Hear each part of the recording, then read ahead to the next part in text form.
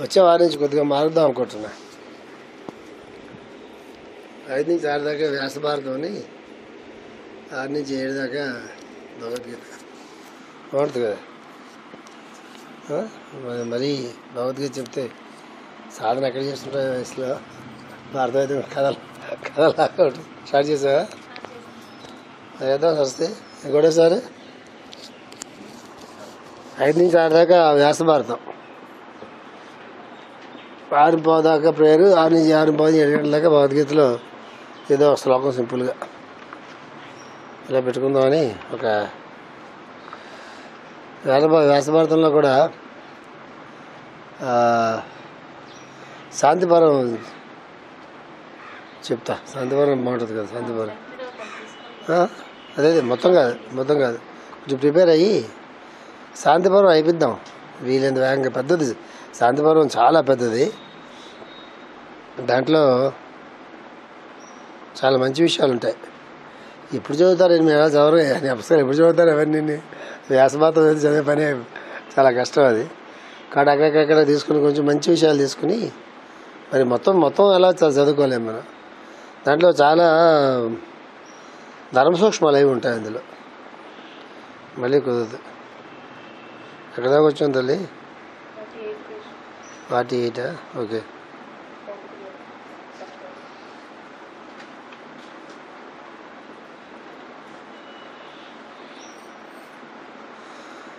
ఎక్కడమ్మా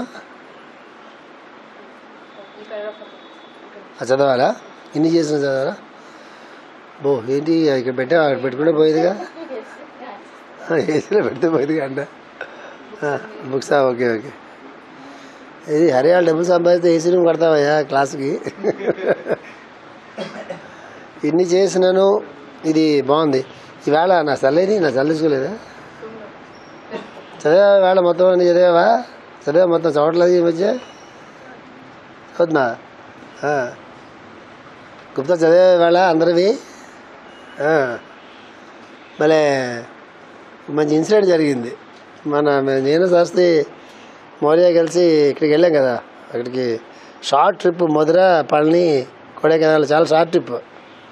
మధ్యాహ్నం కల్లా మధుర చేరాము.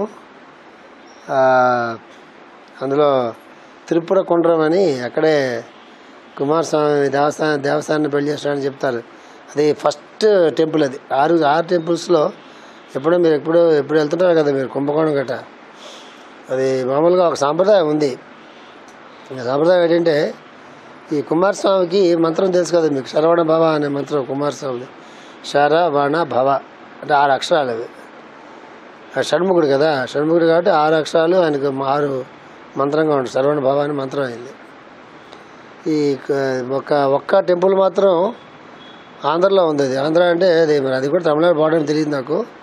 తిరుత్తణి అని మన తిరుపతికి ఒక కారులో వెళ్తే ఒక 1.5 hour 2 hours పడుతూ ఉంటారు. మరి అది తమిళనాడు బోర్డర్ మరి ఆంధ్ర తెలియదు యాక్చువల్ నాకు. ఒక్కడ మాత్రం మన దగ్గరలో ఉంది. ఎక్కడికి? మన తిరుపతి దగ్గరలో ఉంది. ఒకటి మీ ఊరు దగ్గరలో ఉంది. మీ ఊరంటే కుంభకోణం దగ్గరలో ఉంది. స్వామిమలై. ఈ 2 మనకు దగ్గర. మిగతా పళని ఇవన్నీ ఎక్కడైనా స్టార్ట్ అయ్యాయి అనమాట. సాధారణంగా తమిళియన్స్ ఆంధ్రాలో కూడా చాలామంది సాధారణంగా ఏం చేస్తారంటే, ఈ శరవణ భవ 6 క్షేత్రాలకి చాలా క్షేత్రాలు ఉంటాయి కుమారస్వామి. ఈ 6 ప్రధానం అన్నమాట. ఈ 6 కొంతమంది ఒక దీక్షగా పెట్టుకుని ఒక టూర్ చేస్తారు. ఈ ద్వాదశలింగాలు చేస్తారు కదా మనకి, అట్లా 6 ఒక టూర్లా చేస్తారు. ఎవరికన్నా మనం ఏం చేస్తామంటే, ఎవరికన్నా జాతకాల్లో కుజుడు చాలా బాగలేక, పెళ్ళిళ్ళు కాకపోయినా, లేకపోతే పిల్లలు పుట్టకపోయినా, లేకపోతే ఏదైనా కుటుంబాల్లో ఏదైనా ప్రాబ్లమ్స్ ఉన్నా, ఏదైనా జాతకంలో కుజుడు ప్రాబ్లము చాలా ఎక్కువ ఉంటే మనం ఏం చెప్తామంటే, ఒకసారి ఒక ట్రిప్ ఏమని చెప్తాం అన్నమాట. అందులో మనకున్న బ్యాక్గ్రౌండ్ బట్టి చెప్తాం. వాళ్ళు కొంతమంది అయితే ఏదో ఒక ఆర్డర్ పట్టుకెళ్ళిపోమని చెప్తారు. కొంతమంది అయితే శరవణ భవ అనే 6 బీజాక్షరాలకు సంబంధించినటువంటి గుడులు చెప్పి 1 2 3 4 5 6 అంటే ఆ ట్రిప్లో ఏమవుతుందంటే వచ్చిన రూట్లోనే మళ్ళీ వెనక్కి వెళ్ళి రావాల్సి వస్తుంది. అట్లాగా ఇక్కడ రకరకాల చెప్పేవాటి తాలూకు బ్యాక్గ్రౌండ్ని బట్టి చెప్తారు వాళ్ళు. సరే 5 నేను ఎప్పుడో చాలా మాటలు 1 2 సార్లు చూసాను నేను. ఒక్కడ మిగిలిపోయింది. మధురకి ఓ పక్క ఇదే ఓ పక్క అది ఉంటుంది అనమాట. ముందు రోజు రాత్రి శుభ్రంగా మధుర ఆ తిరుపతి కుంట మొట్టమొదటి టెంపుల్ అది, యాక్చువల్గా షా అనే టెంపుల్ అది. అది చూసాము. రాత్రి సాయంకాలం ఏమో అమ్మవారి టెంపుల్కి వెళ్ళాము. అమ్మవారి టెంపుల్ బాగా రష్ ఉంటుంది మధుర అనుకుంటే, మధుర మీనాక్షి అమ్మవారి దర్శనం 10 నిమిషాలు అయిపోయింది.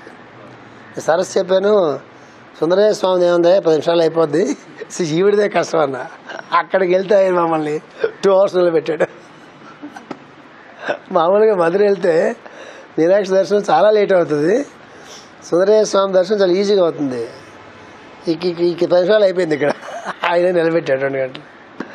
అయిన తర్వాత ఈ లోపు నేను సడన్గా భార్గవ వైఫ్ లేదు, భార్గవ వైఫ్ ఉష, ఆమె సడన్గా నేను మధురే పని మీద వచ్చాను, అయ్యో మీరు వచ్చారా, నేను మధురే వచ్చాను, రాత్రి ఉదయం దర్శనంకి వెళ్దామంటే నాకు ఓపిక లేదు, రేపు పొద్దుట నువ్వు వస్తా హోటలరా, తర్వాత మేము మాత్రం పళ్ళని వెళ్ళిపోతాం అని చెప్పాను. ఆమె 5 o'clock వచ్చేసింది రూమ్కి. వచ్చింది కదా అని చెప్పి టిఫిన్ చేసిన తర్వాత ఏం చేద్దామంటే, ఇక్కడే టెంపుల్ ఉంది పక్కన, కుమారస్వామి టెంపుల్ కూడా ఉంది అంటే, ఏ టెంపుల్ అంటే ఏదో దాని పేరు ఇప్పటికీ నాకు ఎప్పటికీ నోరు తిరుగుతుంది. అది ఆరో టెంపుల్, నాకు తెలియదు అసలు ఆ విషయం. అరే ఆ టెంపుల్ పక్కనే ఉందంటే, పక్కనే ఉందంటే గట్టిగా కారులో వెళ్తే కనబడుతుంది. ఓ నాయన అని చెప్పి ఇమ్మీడియట్గా ఓలా వాడిని పిలిచి కారు బుక్ చేసుకుని పదరా బాబు అనే టెంపుల్కి వెళ్ళాం. ఆ టెంపుల్కి వెళ్ళిన తర్వాత అప్పుడు చాలా ఖాళీగా ఉండింది. కుమారస్వామి వాళ్ళు దేవసేన వాళ్ళు అందరూ ఉంటారు, చాలా చాలా మంచి చిన్న టెంపుల్ కొండ మీద ఉంటుంది. సరే అంతా అయిన తర్వాత ఉషా కూర్చొని మెడిటేషన్ చేస్తారు. వస్తే ఉషా కూర్చొని మెడిటేషన్ చేసుకుంటున్నారు, మోరే మెడిటేషన్ చేసుకుంటున్నాడు. ఈ ముగ్గురు ఏంటో ఎంత బుద్ధిగా కూర్చొని మెడిటేషన్ చేసుకుంటున్నారు, మనం కూడా చేయకపోతే బాగోదు, ముగ్గురు చేస్తాడు. కాసేపు వచ్చిన తర్వాత ఆ తర్వాత అంతా అయిపోయిన తర్వాత మౌర్యని పిలిచి చెప్పాయి. మౌర్య కొంచెం వాడికి మౌర్య పేరు ముందుకి కుమార అని ఉంటుంది, ఎప్పుడు మీకు తెలియదు ఆ విషయం. వాడి పేరు కుమార శ్రీకృష్ణ మౌర్య. వాడికి అది శ్రీకృష్ణ మౌర్య అలవాటు అయిపోయింది తప్ప వాడి కుమార్ అని ముందు ఉంటుంది. ఇప్పుడు హాస్టోప్లో ఉంటే హాస్టోప్లో ఈ కుమారస్వామి తాలూకు ఇది చూసి కుమార్ అని తగిలించాం, కానీ అది ప్రాచుర్యంలో లేదు. ఒరే కూర్చోవరే, నువ్వు మెడిటేషన్ చేయాలరా, నువ్వు అది సరిగ్గా కుమారస్వామి టెంపుల్కి రావడం వల్ల నీకు చెప్పడానికి అవకాశం ఉందని చెప్పి వాడికి ఆ కుమారస్వామికి సంబంధించినటువంటి చాలా అడ్వాన్స్డ్ మెడిటేషన్ ఒకటి చెప్పి ఉషా కాళ్ళిప్పింది. సరస్వతిని చెప్తాను మీకు, ఇది చాలా పెద్ద మెడిటేషన్, ఇది ఇట్లా చేయండి అని చెప్పా. అయిపోయింది ఆ స్టోరీ, అక్కడ అయిపోయింది. అంతమంది అవధాన వాళ్ళు వచ్చేసాం, మేము పళ్ళకి వెళ్ళి చూసాం, ఇంటికి వచ్చేసాం. సరే ఇవాళ ఉషా విజయం దాంట్లో పెట్టి ఒక ఇన్సిడెంట్ జరిగింది నాకు అంటే, అది ఏం జరిగింది దానికంటే, అది కళ్ళు మూసుకుని మెడిటేషన్ చేసుకుంటున్నప్పుడు చేసుకుంటే బాగుంటుందనేది అనిపించిందట అమ్మాయికి. ఇన్ఫర్మేషన్ బుర్రలోకి వచ్చిందంట. వస్తే అదే కాసేపు మెడిటేషన్ చేసుకున్న తర్వాత కళ్ళిప్పిన తర్వాత ఏదైతే తనకు అనిపించిందో తర్వాత అది నేను మౌర్యాన్ని పిలిచి ఇట్లా చేసుకోవాలని అని చెప్పానంట. అదే భలే జరిగిందే. అసలు నేను సరిగ్గా రాజుగారు అక్కడ ఉన్నప్పుడే నేను సరిగ్గా పాలనకి ఇక్కడికి ఈ ఊరు రావటం, మధ్యలో పోతే ఆయన కూడా వచ్చి నా 6వ టెంపుల్ కూడా పూర్తి అయిపోతున్నా పదా అని చెప్పి తీసుకెళ్ళటం, మెడిటేషన్ చేసుకుంటూ నాకు ఏమనిపించిందో తర్వాత అదే చెప్పడం జరిగింది. చాలా ఆనందంగా ఉందని చెప్తే అది చెప్పి, నేను చెప్పింది నువ్వు రాసింది కాదు, నేను చెప్పింది వేరు, అది రహస్యాల్లో గల అది రహస్యం, అది నాకు మాస్టర్ గారు ఎప్పుడో చెప్పారు చిన్నప్పుడు, నువ్వు చెప్పింది పూర్తిగా అది కాదమ్మా, గుర్తెచ్చుకుని నోట్స్ రాసుకోవన్నా. సో ఇది పెద్ద ఇంపార్టెంట్ కాదు. రామప్రసాద్ గారు సడన్గా ఇమీడియట్గా మెసేజ్ పంపించాడు, భలే ఉందా ఇది, నేను 3 రోజుల నుంచి రాజుగారు ఇవాళ పొద్దుట ఏ మెడిటేషన్ చెప్పారో, రాజుగారు దేని గురించి అయితే ప్రస్తావన చేశారో ఇదే నేను 3 రోజుల నుంచి సుబ్రహ్మణ్య కుమారస్వామి తాలూకు మెడిటేషన్ని ఆయన దేని గురించి అయితే ప్రస్తావన చేశారో నాకు తెలియకుండా, నేను ప్రస్తావన తెలియకుండా 3 రోజుల నుంచి ఇదే ధ్యానం నేను చేసుకుంటున్నాను సుమా, భలే ఉందే అని చెప్పి రామప్రసాద్ పంపించాడు. మీకేం చెప్తున్నానంటే ఇది ఒక వేరే ప్రపంచం. అది విషయాలు తెలియడం వేరు, పుస్తకాలు చదువుకోవడం వేరు, అర్థం అవుతున్నట్టుగా ఉండడం వేరు, అర్థం అవడం వేరు. ఇక్కడ ఆచరణలోకి వచ్చినకల్లా మారిపోతుంది, ఆ ప్రపంచం వేరు వస్తుంది. వాడు అమెరికాలో ఉంటున్నాడా, ఇండియాలో ఉంటున్నాడా, జపాన్లో ఉంటున్నాడా అనేది ఉంటుంది. అందుకే జ్వాలకుల మహర్షి భౌతికంగా ఒక చోట ఉంటే గ్రూప్ అవరు, మానసికంగా ఉంటే ఆశ్రమాలు, భౌతికంగా కట్టుకుంటే దెబ్బలాడుకుంటారు అందరూ కలిసి. మానసికంగా కలిసి ఉంటారు ఉంటుంది, అక్కడ ఉంటే ఆశ్రమాలు చెప్తారే. ఆశ్చర్యేస్తుంది. రామప్రసాద్ అక్కడికి వెళ్ళాక కూడా, అయ్యో నేను 3 రోజుల నుంచి ఇదే ధ్యానం చేస్తున్నాను, నాకు తెలియదు అని చెప్పారని అని రాస్తే, అమ్మ రామప్రసాద్ ఇక్కడ పేరు చేయవు కానీ ఇక్కడ పేరు చేయవు కానీ అమెరికాకి వెళ్ళిన తర్వాత చేస్తున్నావా అనుకుని. అదే బాగుంటుంది. కాకపోతే అట్లా వింటుంటే మనకు బాగుంటుంది, అంటే మనకి కాన్ఫిడెన్స్ వస్తుంది. అది చెప్తున్నారు మాస్టర్ గారు. ఇన్ని చేసినను వారు ఆశించిన సుఖము వారికి కలుగుతున్నదా? లేదు. కలుగకపోగా వారు పడిన శ్రమతో పాటు లోకనిందయు, లోకంను చూచి అనుక్షణము భయపడుచు బ్రతుకుటయు, ఆర్జించిన సంపదలను అనుభవించుటకు తిరిగి లేకుంటయు ప్రాప్తించున్నవి. వీరు తమ దౌర్భాగ్యమునకు తోడు బుద్ధియోగమును పరిహసించరు. అనగా చేసిన కర్మకు రావాల్సిన లాభము తప్ప మరి ఒక సుఖమేది లేదని వీరి వాదము. సత్కర్మ యందు బుద్ధిని నియోగించుట, దానివల్ల కలుగు మోక్షమనబడు కర్మబంధ నాశనం అను వాని రుచి వీరికి తెలియదు కనుక మోక్షం అన్నది లేదని వీరి మతము. చేసిన పని దానికి లాభము తప్ప శాశ్వతానందము మోక్షము అనేవి పట్టి భ్రాంతి అని ఈ వేదవాదుల చార్వాక సిద్ధాంతం. పొలము దున్ని ఎరువు వేసి విత్తనములు నాటినచో పంట పడిన తీరును కనుక నీకు దైవమని ఏమున్నదని వీరి వాదము. వానలు కురియనిచో వారి గతి ఏమగును? పురుగుపడి పంటల ధ్వంసము చేసినచో వారి వాదం ఏమగును? తుఫాన్లు గాలివాన్లు వచ్చినచో ఏమగును? కనుక ఈ ఫలపాదులు నిష్ప్రయోజకులనియు వారి వాదం పైకిరాదనియు కృష్ణుడు ఉపదేశించను.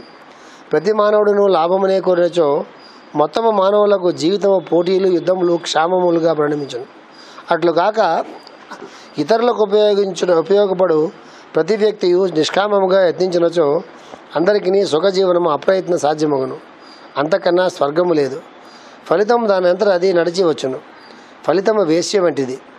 దాని వెంటబడిన వారిని దరిద్రుని చేయును, లెక్క చేయని వారి వెంటబడును. ఒక ఇంటిలో ఎవరికి కావాల్సిన పని వారు చక్కబెట్టుకుని ఇతరులకు ఉపయోగము లెక్కింపనిచో అందరూ అన్ని పనులు చేసుకునవలసి ఉండును.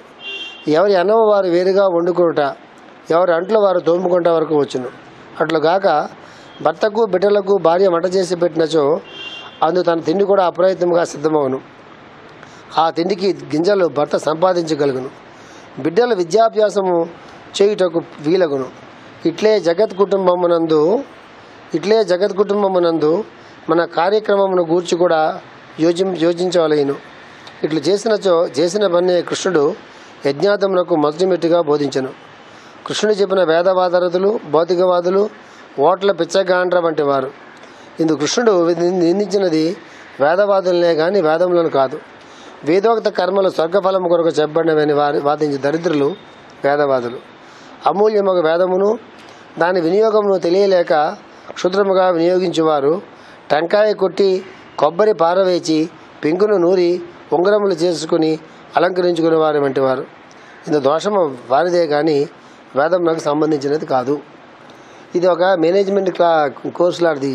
ఈ శ్లోకం అంతా మాస్టర్ గారు చెప్పిన మాస్టర్ శంకరరావు ఒక మేనేజ్మెంట్ కోర్సు లాంటిది. యాక్చువల్ చెప్పాలంటే మీకు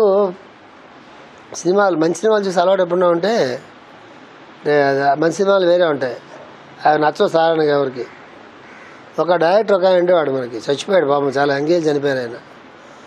వేజల సత్యనారాయణ గారిని, ఆయన చాలా మంచి డైరెక్టరు, కమ్యూనిస్ట్. ఆయన చాలా రాడికల్ డైరెక్టర్. ఆయన తీసిన 3-4 సినిమాల్లో మా కజిన్ బ్రదర్ అతను హీరోగా యాక్ట్ చేశాడు. ఆ 3 సినిమాలు 100 రోజులు ఆడినాయి. కానీ బ్యాట్లకి ఏంటి, అతను ఒక 3-4 సినిమాస్ తీసిన తర్వాత ఈ చరిత్ర ఈసరాతో అట్లాగా కొన్ని సినిమాలు ఉన్నాయనివి, మరో మలుపు, ఆ 3 మా కజిన్ బ్రదర్ యాక్ట్ చేశాడు. ఆ 3 100 రోజులు ఆడినాయి. ఆ రోజుల్లో పెద్ద హిట్స్ అవి. ఆయన డైరెక్టర్. ఆయన ఒక సినిమాలో అది ఎక్కడో ఇంగ్లీష్ సినిమాలో కాపీ కొట్టుంటాడు అనుకుంటాను. తెలుగు సినిమాల్లో అంత గొప్ప ఐడియాస్ రావు. ఈ శ్లోకం చదువుతుంటే అది గుర్తుకు వస్తుంది. అందులో అందరినీ జైల్లో పెడతారు. అందరినీ జైల్లో పెట్టి, నేను చాలా మాటలు నేను చెప్పాను, మజిలీపట్నం కూడా చెప్పాను ఎగ్జాంపుల్. ఇలాంటి ఎగ్జాంపుల్స్ గుర్తుండాలంటే సాధనలో ఉండాలి ఎవడన్నా, లేకపోతే వెంటనే మర్చిపోతాం. నేను చాలా మాటలు చెప్పాను మజిలీపట్నం క్లాసులో అట్లా కూడా. అందులో అందరికీ సంఖ్యలు వేస్తారు, ఇలా సంఖ్యలు వేస్తారు, అందరూ ఇలా పెట్టి సంఖ్యలు వేస్తారు జైల్లో పెట్టి ఏడిపించడానికి నేను చెప్పి ఏం చేస్తారంటే అన్నం ప్లేట్లు ముందు పడేస్తారు.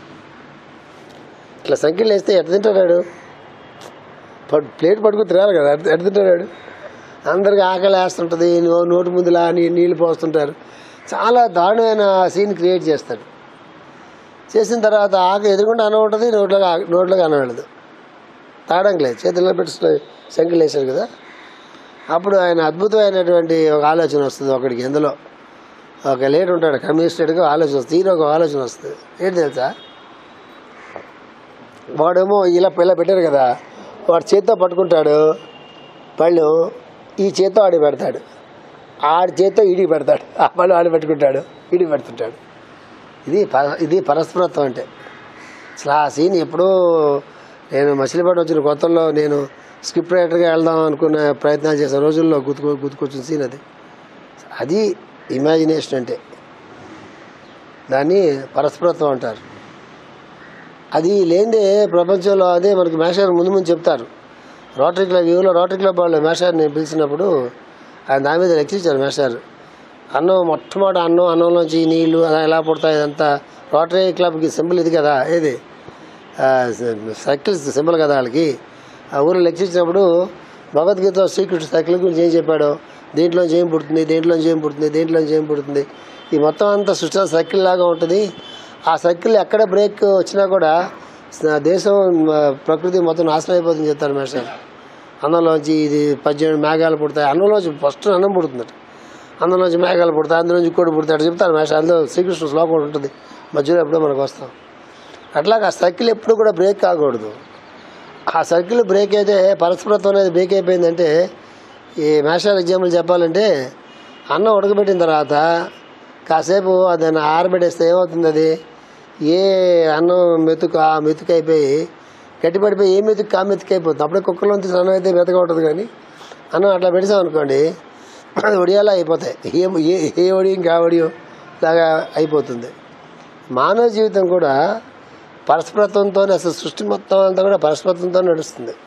ఇప్పుడు భూమి ఇలా ఉందనుకోండి, భూమి ఇలా ఆలాడుతుంది గాలిలో, దానికి ఆధారం ఏది?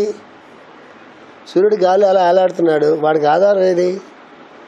అన్ని గ్రహాలు స్పేస్లో అలా ఆలాడుతున్నాయి. వాడి కిందని అది కదా నిరాధార నిరాశ్రయ అని చదువుకుంటాము లలితా సహస్రనామంలో, పాడతాం కదా రోజు. నిరాలంబ నిరాశ్రయ అంటే ఆవిడే, నిరాధార అంటే ఆధారం ఏది ఆవిడకి అసలు? అక్కడ ఏ స్పేస్ మొత్తం మీద ఇప్పుడు భూమి మీద చెట్లకి వాటికి భూమి ఆధారం, భూమికి ఆధారం ఏది అసలు? ఏ గోళానికైనా ఆధారం ఏది అసలు? అంటే ఆకర్షణ వికర్షణ శక్తి వల్ల ఆకర్షిస్తాయి, వికర్షిస్తాయి. పూర్తిగా ఆకర్షిస్తే ఒక గ్రహానికి ఒక గ్రహం కొట్టుకుని ఢామ్ అని బూడిది మాత్రం మిగులుతుంది స్పేస్ అంతా. పూర్తిగా వికర్షిస్తే ఇదెటో కొట్టుకెళ్ళిపోద్ది, ఇదెటో కొట్టుకెళ్ళిపోద్ది, అలా గాలి దిగిన తాడు దిగిన గాలి పట్టణలాగా ఎటు కొట్టుకెళ్ళిపోతాయి. అన్నిటి మధ్య టోటల్ వీటి మధ్య ఆకర్షణ ఉంటుంది, వికర్షణ కూడా ఉంటుంది. ఇది అట్రాక్షన్ రిపల్షన్ అంటాం మనం, ఉంటుంది అది. అందువల్ల ఆ పరస్పరం అన్నింటిలోనే అలా ఇప్పుడు ఏం జరుగుతుంది, మేఘాలు వర్షం కురుస్తాయి, వర్షం అంతా భూమి తీసుకుంటుంది, వర్షం అంతా సముద్రాల్లో అక్కడ పడుతుంది, బురదల్లో పడుతుంది, మళ్ళీ వేసవికాలం వస్తుంది. ఈ సూర్యుడు ఉన్న నీళ్ళంతా మళ్ళీ పీల్చుకుంటాడు, నీటి ఆవిరిగా అంతా పీల్చుకుంటే ఆవిరిలాగా బయటకు వెళ్తుంది, అంతా స్టోర్ చేసి పెడతాడు. అక్కడ రిఫ్రిజిరేటర్ అక్కడే ఉండవు కదా, అక్కడ స్టోర్ హౌస్లు మార్కెటింగ్ యార్డ్స్ ఉంటాయి, అక్కడ ఉండవు కదా, అంతా స్టోర్ చేసి పెడతాడు. మళ్ళీ అమ్మని భూమి మీద పంపుతాడు. పంపంగానే మళ్ళీ వర్షాకాలంలో ఈ లోపల విత్తనాలు వేస్తారు, దాంట్లో మళ్ళీ మొక్కలు వస్తాయి, అవి మళ్ళీ కార్బన్ డైఆక్సైడ్ని తీసుకుంటాయి, ఆక్సిజన్ తీసుకుంటాయి, వదిలిపెడతాయి, తీసుకుంటాయి. చాలా మొక్కలేమో రాత్రి ఏమో కార్బన్ డైఆక్సైడ్ వదిలిపెడతాయి, కొన్ని మొక్కలు మాత్రమే రాత్రి ఆక్సిజన్ వదిలిపెడతాయి. 90% ఆఫ్ ది ట్రీస్ ఎప్పుడు అవి రాత్రి కూడా కార్బన్ డైఆక్సైడ్ వదిలిపెడతాయి. చెట్టు కింద పడకూడదు రాత్రులు, అది పక్కన చెట్ల కింద పడుకుంటే హాయిగా రాత్రులు పడుకోకూడదు, ఎందుకంటే రాత్రులు అవి కార్బన్ డైఆక్సైడ్ బయటకు వదిలేస్తాయి. చాలా కొద్ది ప్లాంట్స్కి మాత్రమే రాత్రులు కూడా ఆక్సిజన్ని బయటకు వదిలిపెట్టే లక్షణం ఉంటుంది. అవి వదిలిపెట్టి అవి మనం పీల్చుకుంటాం, మరి కార్బన్ డైఆక్సైడ్ బయటకు వదిలిపెడతాం, ఆ చెట్లు పీల్చుకుంటాయి, ఫోటోసిన్థసిస్ ఆహారం తయారు చేసుకుంటాయి. ఇదంతా మనం తెలియకుండా కూడా అంటే ఒక మనిషి ఒక గ్రహానికి ఒక గ్రహం, చెట్టు పుట్ట జంతువులు, మనం జంతు ప్రేమికులను గట్రా అంటారు. ఇప్పుడు యాక్చువల్గా ఇది పెద్ద సబ్జెక్ట్, ఇది జంతు ప్రేమికులు గట్రా అంటారు. అరణ్యాల్లో అప్పుడు లేళ్ళు ఉంటాయి, అరణ్యాల్లో చెట్లు ఉంటాయి, అరణ్యాల్లో పుల్లు ఉంటాయి. ఆ లేళ్ళన్నీ ఆ చెట్లను తిని బతుకుతాయి, ఆ లేళ్ళని తిని పుల్లు బతుకుతాయి. ఇప్పుడు మనం అందరం వెళ్ళిపోయి లేళ్ళని నువ్వు చెట్లను తింటావా అని అన్నాం అనుకోండి, లేళ్ళు కానీ ఆ చెట్లను తినకపోతే మొత్తం భూగోళం అంతా ఫారెస్ట్ అయిపోతుంది. చెట్లు భయంకరంగా విపరీతంగా చెట్లన్నీ పెరిగిపోయి ఫారెస్ట్ అంతా మొత్తం పెరిగిపోయి అక్కడ దూరడానికి సందుకోవడం లేకుండా అయిపోతుంది. ఆ చెట్లు అన్నిట్లు మొత్తం వీళ్ళందరూ ఆరగిస్తుంటాయి. వాటిని తీసుకెళ్ళి ఏది తింటాయి? పుల్లో, చిరుత పుల్లో తింటాయి. మన మధ్యలోకి వెళ్ళి జంతు ప్రేమికుడిని దుప్పులు తినడానికి వీలేదంటే దుప్పుల సంఖ్య ఎక్కువైపోతుంది. దుప్పులతో ఫారెస్ట్ అంతా మొత్తం నిండిపోయిన తర్వాత ఒక చెట్టు కూడా మిగలదు. ఇక్కడ ఆ పెద్ద పెద్ద చెట్టు చిన్న చెట్లని మొత్తం తిని మారేస్తాయి. ఇది ఒక రకమైనటువంటి ఒక బ్యాలెన్స్ ఎప్పుడు కూడా అతి మీద నడుస్తుంటుంది. దాంట్లో మనం వేలు పెట్టకూడదు. పెద్దలు ఎవరు పెట్టరు, దాంట్లో మనం వేలు పెట్టకూడదు, పెట్టడానికి వీల్లేదు. మనకు జాలేస్తుంది, అయ్యో పాము కప్పని తినేస్తుంది అని. ఆ పాములు ఎలకలను తినలేదు అనుకోండి, ఎలకలను తినకపోతే మన ఎలకలను తినాలి, తర్వాత మనకు ధాన్యం ఉండవు. పొలాల్లో పావులని ఎలకలు తినకపోతే మనం తర్వాత ఎలకలు తినాల్సి వస్తుంది, ఎందుకంటే ధాన్యం తింటదు కదా, మన ధాన్యం ఉండవు. నేచర్లో ఎప్పుడు కూడా ఒక రకమైనటువంటి బ్యాలెన్స్ అనేటటువంటిది, ఇది మన భూమి మీద చెప్తున్నాను మీకు నేను. అసలు మొత్తం క్రియేషన్ మొత్తం అంతా బ్యాలెన్స్ అనేది అలాగే నడుస్తూ ఉంటుంది. పరస్పరత్వం అంటే మనం కేవలం మనకు సహాయం చేసుకోవటం, ఏదో మనం మాట సహాయం చేసుకోవడం ఒకటే కాదు, అది ఎన్నో లెవెల్స్లో జరుగుతూ ఉంటుంది. అది చాలా లెవెల్స్ జరుగుతూ ఉంటుంది. అది చెప్తున్నారు మాస్టర్ గారు. పరస్పరత్వం అనేది ఎప్పుడు జరుగుతుందంటే ఒకే ఒక పాయింట్ మీద జరుగుతుంది. నేను సుఖంగా ఉండాలనే భావన అనేటటువంటిది మనిషికి ఎంత అవసరం, అవతలవాడు కూడా సుఖంగా ఉండాలనేటటువంటిది అంత అవసరం. నేను మాత్రమే సుఖంగా ఉండాలి, నాకు మాత్రమే పుణ్యం కావాలి, నాకు మాత్రమే మోక్షం కావాలి, నాకు మాత్రమే ఆనందం కావాలి అనేటటువంటి ఇది ఎంత మంచిదైనా సరే, ఇది నాకు మాత్రమే కావాలి అనేటటువంటి ఆ లక్షణం ఎవరికైతే ఉంటుందో అది ఒక రకమైనటువంటి వైరస్ అందరికీ అదే అంటుకుంటుంది. ఇప్పుడు నా సుఖం నేను కోరుకున్నాను అనుకోండి, మీ సుఖం మీరు కోరుకోరా? భార్య స్వేచ్ఛ కోరుకుంటే భర్త స్వేచ్ఛ కోరుకోడా? భర్త స్వేచ్ఛ కోరుకుంటే అదేగా గోలప్పుడు. చాలా కాలం మీరు స్వేచ్ఛగా రోడ్ల మీద తిరిగారు, ఇప్పటికి మాకు స్వాతంత్రం వచ్చింది, మాకు ఉద్యోగాలు వచ్చాయని చెప్పి టప డైవర్స్లు చేయట్లే, చర్ణ చేయట్లేదా? అంటే డైవర్స్ ఉంటుంది అమ్మాయి. సాఫ్ట్వేర్ మరి దారుణంగా ఉంటారు వాళ్ళు. అంటే చాలు అంటావా అని. ఎందుకు ఎక్స్ట్రీమ్కి వెళ్ళిపోయారు మనుషులు అంటే, చాలా కాలం వాళ్ళని తొక్కేసాడు వాళ్ళు. మళ్ళీ ఎప్పుడుకో సైకిల్ తిరుగుతుంది వాళ్ళ, అది అప్పుడు మనం ఉండడం మళ్ళీ పుడతాం. మనకు గుర్తుండదు కానీ మనమే పుడతాం, మళ్ళీ మనమే కదా చేసినని మనం అనిపించాలి కదా. అందుకే మహర్షి చెప్తున్నారు, పరస్పరత్వం అనేది ఎప్పుడూ ఉండాలి. ఈ నొక్కాడట సార్, నొక్కాడని చెప్తాడు సార్. ఆ నొక్కేసే బుద్ధి ఉంటే అది, ఆ నొక్కేసే బుద్ధి ఎవరి దగ్గర అయితే ఉంటుందో అది పాజిటివ్నెస్ అంటాం. అది వాడు సొసైటీకి వాడు క్యాన్సర్ లాంటి వాడు. ఇది చాలా చిన్న విషయాల దగ్గర నుంచి మనం ప్రాక్టీస్ చేయాలి. అది మన పిల్లలతో ప్రాక్టీస్ చేయించాలి. పిల్లలకి ఎప్పుడు కూడా వాళ్ళ శ్రమ మీద వాడి కాళ్ళ మీద వాడు నిలబడి, అది కష్టమైనా సుఖమైనా ఏదైనా సరే వాడి కాళ్ళ మీద వాడు నిలబడి బతికేలాగా వాడికి మొట్టమొదటి నుంచి వాడికి ఒక యాటిట్యూడ్ డెవలప్ చేయాలి. వాడి మీద వీడి మీద డిపెండ్ అయ్యి బతికే యాటిట్యూడ్ డెవలప్ చేసి జన్మంతా డిపెండెంట్గా ఉంటాడు వాడు.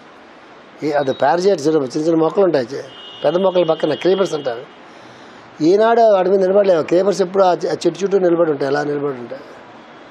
ఆ యాటిట్యూడ్లోనే చాలా దోషం ఉంటుంది, చాలా చికాకు ఉంటుంది దాంట్లో. అది చెప్తున్నారు మాస్టర్ గారు. ఏం చెప్తున్నారంటే, వ్యాపారం చేసుకునేవాడు కొంతమంది ఉంటారు, వాడికి ఏంటి అది ఏం చేసినా సరే నాకేంటి అంటాడు వాడు, దీనివల్ల నాకేం వస్తుంది అంటాడు. అది చిన్నవాళ్ళు కాదు, పెద్ద పెద్దవాళ్ళు కూడా అంటారు. అది చిన్నవాడు ఎవడో అంటే వాడికి డబ్బులు లేవు, వాడు పేద పక్షి, లేకపోతే ఏదో వాడు పాప వాడికి ఏదో దరిద్రం అలాగ పట్టుకుని ఆ శని మహాదశ జన్మంతా ఉంటుంది కొంతమందికి. 19 years అంటాం మనం. మా బామ్మది ఒక అన్నాడు, సరస్వ కజిన్ రాజుగారు అందరికీ శని మహాదశ 19 సంవత్సరాలు అంటారు, కానీ మన ఫ్యామిలీకి మాత్రం మన బతికినంతకాలం ఉంటుందండి అంటాడు. అలాగ అంత నచ్చుతుంది. దాని క్యాటిల్ అయ్యా నాశగారు మార్గంలో ఉంటాం మనం. ఆ కుంతిదే చెప్పింది కదా, కష్టాల నుంచి భగవంతుడు గుర్తుంటాడని చెప్పి అని చెప్తూ జోకులు వేస్తుంటారు. అట్లాగా వీళ్ళు వేదంతోనూ అదే చెప్తారు. వేదం చెప్పిన పండితుడు కూడా వాడికి ఏదో కావాలి. అక్కడి నుంచి మొదటిని చిన్న కిళ్ళి కొట్టు పెట్టినవాడు కూడా వాడికి కూడా వాడు చేసిన పని నుంచి రిజల్ట్ కావాలి. మాస్టర్ చెప్తారు భగవద్గీతలో, నువ్వు ఏమైనా చేసుకో, అభ్యంతరం లేదు, నువ్వు చేసే పని వల్ల అవతలవాడు కూడా ఇన్వాల్వ్ అయినాడు దాంట్లో. నువ్వు పాలు అమ్ముతున్నావు అంటే పక్కవాడికి అమ్ముతున్నావు ఆ డబ్బులు తనకట్టు పోతున్నావు కదా. అమ్మే పాలేమో మంచిగా అమ్ము. నువ్వు అమ్ముతున్న బియ్యం పక్కవాడు తింటున్నాడు కాబట్టి అమ్ముతున్న బియ్యం ఏదో మంచి బియ్యం అమ్ము. రూపాయి ఎక్కువైనా సరే మంచి బియ్యం అమ్ము. నువ్వు తింటున్నప్పుడు పక్కవాడు ఆకలి కూడా నీకు గుర్తున్నట్లయితే అడిగే చేసి పెట్టాలి బుద్ధి నీకు కలుగుతుంది. ఎంతసేపు నీకు స్వార్థంతో ఇంకా ఇంకా ఇంకా ఇంకా ఇంకా ఇంకా అంటే దానికి అసలు ఏ రకమైనటువంటి అదొక ఫుల్ స్టాప్ ఉండదు సుమా అని చెప్తున్నారు మాస్టర్ గారు. అందువల్ల సత్కర్మ యందు బుద్ధిని వినియోగించుట, దానివల్ల కలుగు మోక్షం అనమాట కర్మబంధ నాశనం అనే వారి రుచి వీరికి తెలియదు. ఒక మంచి పని చేస్తున్నప్పుడు దానివల్ల ఒక మంచి పని చేయడం మీద వాడికి బుద్ధి నిలబడ్డం, అది సత్కర్మకు యందు బుద్ధి వినియోగించుట, దానివల్ల కలుగు మోక్షం అనబడు కర్మబంధ నాశనం అనే రుచి వీరికి తెలియదు. కర్మబంధ నాశనం కదా చాలా, కర్మబంధ నాశనం కదా చాలా, అది అది అది దాని మీద తెలియాల్సింది. కర్మబంధం అంటే ఏంటి, కర్మబంధం అంటే ఏంటి మనకి ఎడ తెలుస్తుంది? పూర్వజన్మలో మనం ఏం కర్మ చేస్తామో నాడివాడి తగ్గలాలి తెలియదు కదా. మనకు వచ్చిన రోగమే మన కర్మబంధం, మనకు వచ్చిన మానసిక క్షోభే మన కర్మబంధం, మనకు ఉన్నటువంటి జీవితంలో ఉన్నటువంటి పేచీలే కర్మబంధాలు ఇవన్నీ కూడా. అది తెలిసినటువంటి వాడు అరే నా ఈ బాధలు నేను పడుతున్నాను, ఈ కష్టాలు నేను పడుతున్నాను, ఈ అనారోగ్యాలు నేను పడుతున్నాను, ఈ దరిద్రం నేను అనిపిస్తున్నాను, మరొకటి చేస్తున్నాను అనుకున్నటువంటి ఏం చేస్తాడు తెలుసా? దాని మీద వాడు కంప్లైంట్ చేయడు. అందుకే ఎప్పుడు కూడా మాస్టర్ గారు చాలా మాట చెప్పాను, మాస్టర్కి కొన్ని వర్డ్స్ ఉంటాయి, నో కంప్లైంట్స్. అది నాకు మంత్రం లాంటిది అసలు. అది నా జీవితంలో ఆ వర్డ్ ఒక మంత్రంలాగా నేను గుర్తుపెట్టుకుంటా. మాస్టర్ గారు నో కంప్లైంట్స్, అది కాదు మాస్టర్ గారు ఇలాగా అంటే నో కంప్లైంట్స్, ఇలా ఎందుకైందో అంటే నో ఎక్స్క్యూజెస్, ఇమీడియట్ అనమాట. ఎందుకు చేయలేకపోయినా అంటే నో ఎక్స్క్యూజెస్. చేసావా లేదా ఆ ట్రైనింగ్ మనకి ఇస్తే మనం నిలబడతామండి. గోడలు దూకి భారీ చుట్టుపక్కల కనిపించినాడు. నో కంప్లైంట్ నో ఎక్స్క్యూజెస్, అది కుదర, ఆ రెండు ఆయన కుదరం అంతే. ఆ పని చేస్తే ఆ పని జరగాలంతే, అది తినాలంతే. అది ఎక్స్క్యూజెస్ రాత్రులు పగలు అది లేదు, సామర్థ్యం లేదు. సామర్థ్యం పెంచుకుంటాడు వాడు, పెంచుకోవాలి. మాస్టర్ ఎక్కువవాడు ఉంటుంది, రైజ్ టు ది అకేషన్, ఎక్కువవాడు. అది ఒక అకేషన్ ఉండి వీడు అటెండ్ అవ్వాల్సి రైజ్ అవ్వాలి అకేషన్కి అంతే. వాడు మీరు అన్నీ నాకు ఏర్పాటు చేసి పెడతారంటే కుదరదు, నువ్వే ఏర్పాట్లు చేసుకోవాలా. నువ్వు పాశుపత అర్జెంట్ నువ్వు అరణ్యంలో ఉన్న అరణ్యపర్వంలో అర్జెంట్ ఉన్నప్పుడు శ్రీకృష్ణుడు అర్జెంట్ దగ్గరికి వచ్చి అరే నీ ఈశ్వరుడికి తపస్సు చేయరా అని చెప్తాడు. ఖాళీ కూర్చుంటాడు. ఇప్పుడు ఖాళీ కూర్చుంటే వాడికి ఇష్టం ఉండదు. కృష్ణుడు ఆ బ్యాచ్ ఎవరికి ఏ మహాత్ములు కూడా మన ఖాళీ కూర్చొని వాళ్ళకి ఇష్టం ఉండదు, వాళ్ళు ఏదో పని చేస్తారు. వాళ్ళు చక్కగా ధర్మరాజు ఉన్నాడు, అందరు బ్రాహ్మణులు వస్తున్నారు, ఋషులు అందరూ వస్తున్నారు. అందరి చేత ఋషులు మాస్టర్ బాగా చెప్తారు. భారతం లెక్చర్లో బాగా చెప్పారు మాస్టర్. ఋషులు అందరూ వస్తుంటే ఇంకేం పని లేదు ధర్మరాజుకి, కూర్చున్నట్ట. అందరూ వస్తుంటే చూడండి ఇలా బాధలు పడుతుంది. ఒకటే ఆ పాత్రకాడ ఓపెన్ చేస్తాట. ఏంటి చూడండి ఎలా బాధలు పడ్డా, వాడు ఇట్లా చేసాడు, మా తమ్ముడు ఇలా అయిపోయారు నా వల్ల, ఈ రికార్డు మళ్ళీ ఓపెన్ చేస్తాట. మొత్తం అంతా ఋషులు మంచివాళ్ళు అయితే వింటారట, మంచివాళ్ళు కాకపోతే 2 షార్ట్లు ఈయనకే ఇచ్చి వెళ్ళిపోతుంటారట. మాస్టర్ చాలా బాగా చెప్తారు. ధర్మరాజుని కృష్ణుని పట్టించుకోవాలా, అలా వదిలేశాడు. అక్షయ పాత్ర ఏమో ద్రౌపదికి వచ్చేలాగా ఏదో ఒక బ్లెస్సింగ్ ఇచ్చేసాడు. అర్జున్ని పిలిచి ఏం చెప్పాడు? అది భారతం చదువుకుంటే అవి మనం క్యాచ్ చేయాల్సిన పాయింట్స్. ఎంతసేపు ద్రౌపది వస్త్రాపహరణం లేదా కృష్ణుడు చీరలు ఎత్తుకెళ్ళిపోయేట, ఈ దిక్కుమాలు అవన్నీ గుర్తుకుంటాయి. అది గుర్తురాసిన అంటే అర్జున్ని భీముని కూడా పిల్లలు అర్జున్ని పిలిచాడు. అలా అర్జున్నే పిలుస్తాడు, భీముడిని ధర్మరాజుని కూడా పిల్లడు. పార్షియాలిటీ బామతి పార్షియాలిటీ కాదు. అక్కడ పిలిచి ఏం చెప్పాడు? ఒరే ఖాళీగా కూర్చుని మీ అన్నయ్యలో సత్కాలక్షేమం చేస్తాడు, సద్గ్రంథ పట్టణము స్వాధ్యాయము ఇవన్నీ ఆయన చేస్తున్నాడు. నువ్వు నీకు మనకు వదిలే ఇవన్నీ, వెళ్ళిపోయి తపస్సు చేసుకుని ఈశ్వరుడిని తపస్సు చేసుకుని పోని చెప్పాడు. అది గురువు అంటే. ఎవరికి ఏం చెప్పాలో అది చెప్తాడు ఆయన. ఈశ్వరుడు ప్రత్యక్షమయ్యాడు, పాశుపతం ఇచ్చాడు.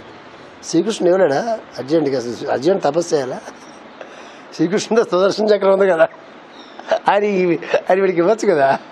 అసలు ఈశ్వరుడిని పిలిచి ఏయ్ వాడికి పాశుపతం అంటే ఈశ్వరుడు ఇవ్వడా? నాకు అర్జునుడు తపస్సు చేయాలా? వాళ్ళందరూ శ్రీకృష్ణుడు ఈశ్వరుడు ఒకటే కదా. వీళ్ళందరూ ఈయన గురించి ఆయన తపస్సు చేస్తే ఆయన గురించి ఈయన తపస్సు చేస్తాడు, అంతే కదా. శ్రీకృష్ణుడు ఈశ్వరుడిని పిలిచి ముందు మీద యుద్ధం రాబోతుంది కురుక్షేత్రంలో, నీ పాశ్వతం ఒక అస్త్రం నీకు అందాక ధర చూస్తున్నానంటే ఈశ్వరుడు ఎవడా? అట్లా ఎప్పుడు గురువు ఇప్పించడు, గుర్తుపెట్టుకోండి. ఎప్పుడు ఇప్పించడు. శిష్యులు ముష్టాళ్ళు ఉండాలి ఏ గురువు కోరుకోడండి, గుర్తుపెట్టుకోండి. ఎప్పుడు అసలు ఆ బతుకునే అసహించుకోవాలి. అసలు ఎప్పుడు తన శిష్యులు కానీ తన భక్తులు ముష్టివాళ్ళు ఉండాలని చెప్పి భగవంతుడు కోరుకోడు, తన శిష్యులు ముష్టివాళ్ళు ఉండాలని చెప్పి గురువు కోరుకోడు. ఆ ముష్టి బుద్ధి పోయేంత వరకు ఆ పరిస్థితులు అలా వెంటాడుతున్నాయి. ముందు బుద్ధిలోంచి ఆ ముష్టి లక్షణాలు పోవాలి, ఆ బుద్ధిలోంచి పోవాలి. అవి తర్వాత జీవితంలోంచి పోతాయి. ఆ దౌర్బల్యం ఉంటుందో అది బుద్ధిలో ఉంటుంది. అది దొంగ బుద్ధి కానీ మరొక బుద్ధి కానీ ఇవన్నీ ఏవైతే అవలక్షణాలు అన్నీ కూడా బుద్ధి లోపల ఉంటాయి. అవి చాలా కష్టం. అవి భగవద్గీతతోనే భారతంతోనే భాగవతాలు పోవు. వాడు దాన్ని కోరి వాటి నుంచి వాడు బయటికి రావాలి. ఆ సంకల్పం వాడు చేసుకున్న దాకా ఎవడు ఏం చేయలేడు. వాడిని ఏం చెప్పారు మీకంటే ఆ పాశుపతానికి తపస్సు చేసి పాశుపతం సంపాదించుకున్నాడు. మరి శ్రీకృష్ణుడు పాశుపతం ఇవ్వలే ఆయనకి. ఎందుకు? పాశుపతంతో ఆయనకి పని ఉంది. అర్జునుడు పాశుపతం ఉపయోగించాడా? అర్జునుడు దాని పాశుపతం అంటే ఎలాంటి తెలుసా? భారతదేశంలో ఆటం బాంబు మనం పెట్టుకున్నట్టుగా. ఆటం బాంబు ఎవడు వేడి గుర్తుపెట్టుకోండి. అన్ని దేశాలు ఆటం బాంబులు ఎందుకు తయారు చేసుకుంటాయంటే అమ్మో నేను వేస్తే వాడేస్తాడని చెప్పి భయపడ్డాక కూడా తయారు చేసుకుంటాయి. Just for security purpose. ఎవరు వేరు, వేస్తే వినాశనమే.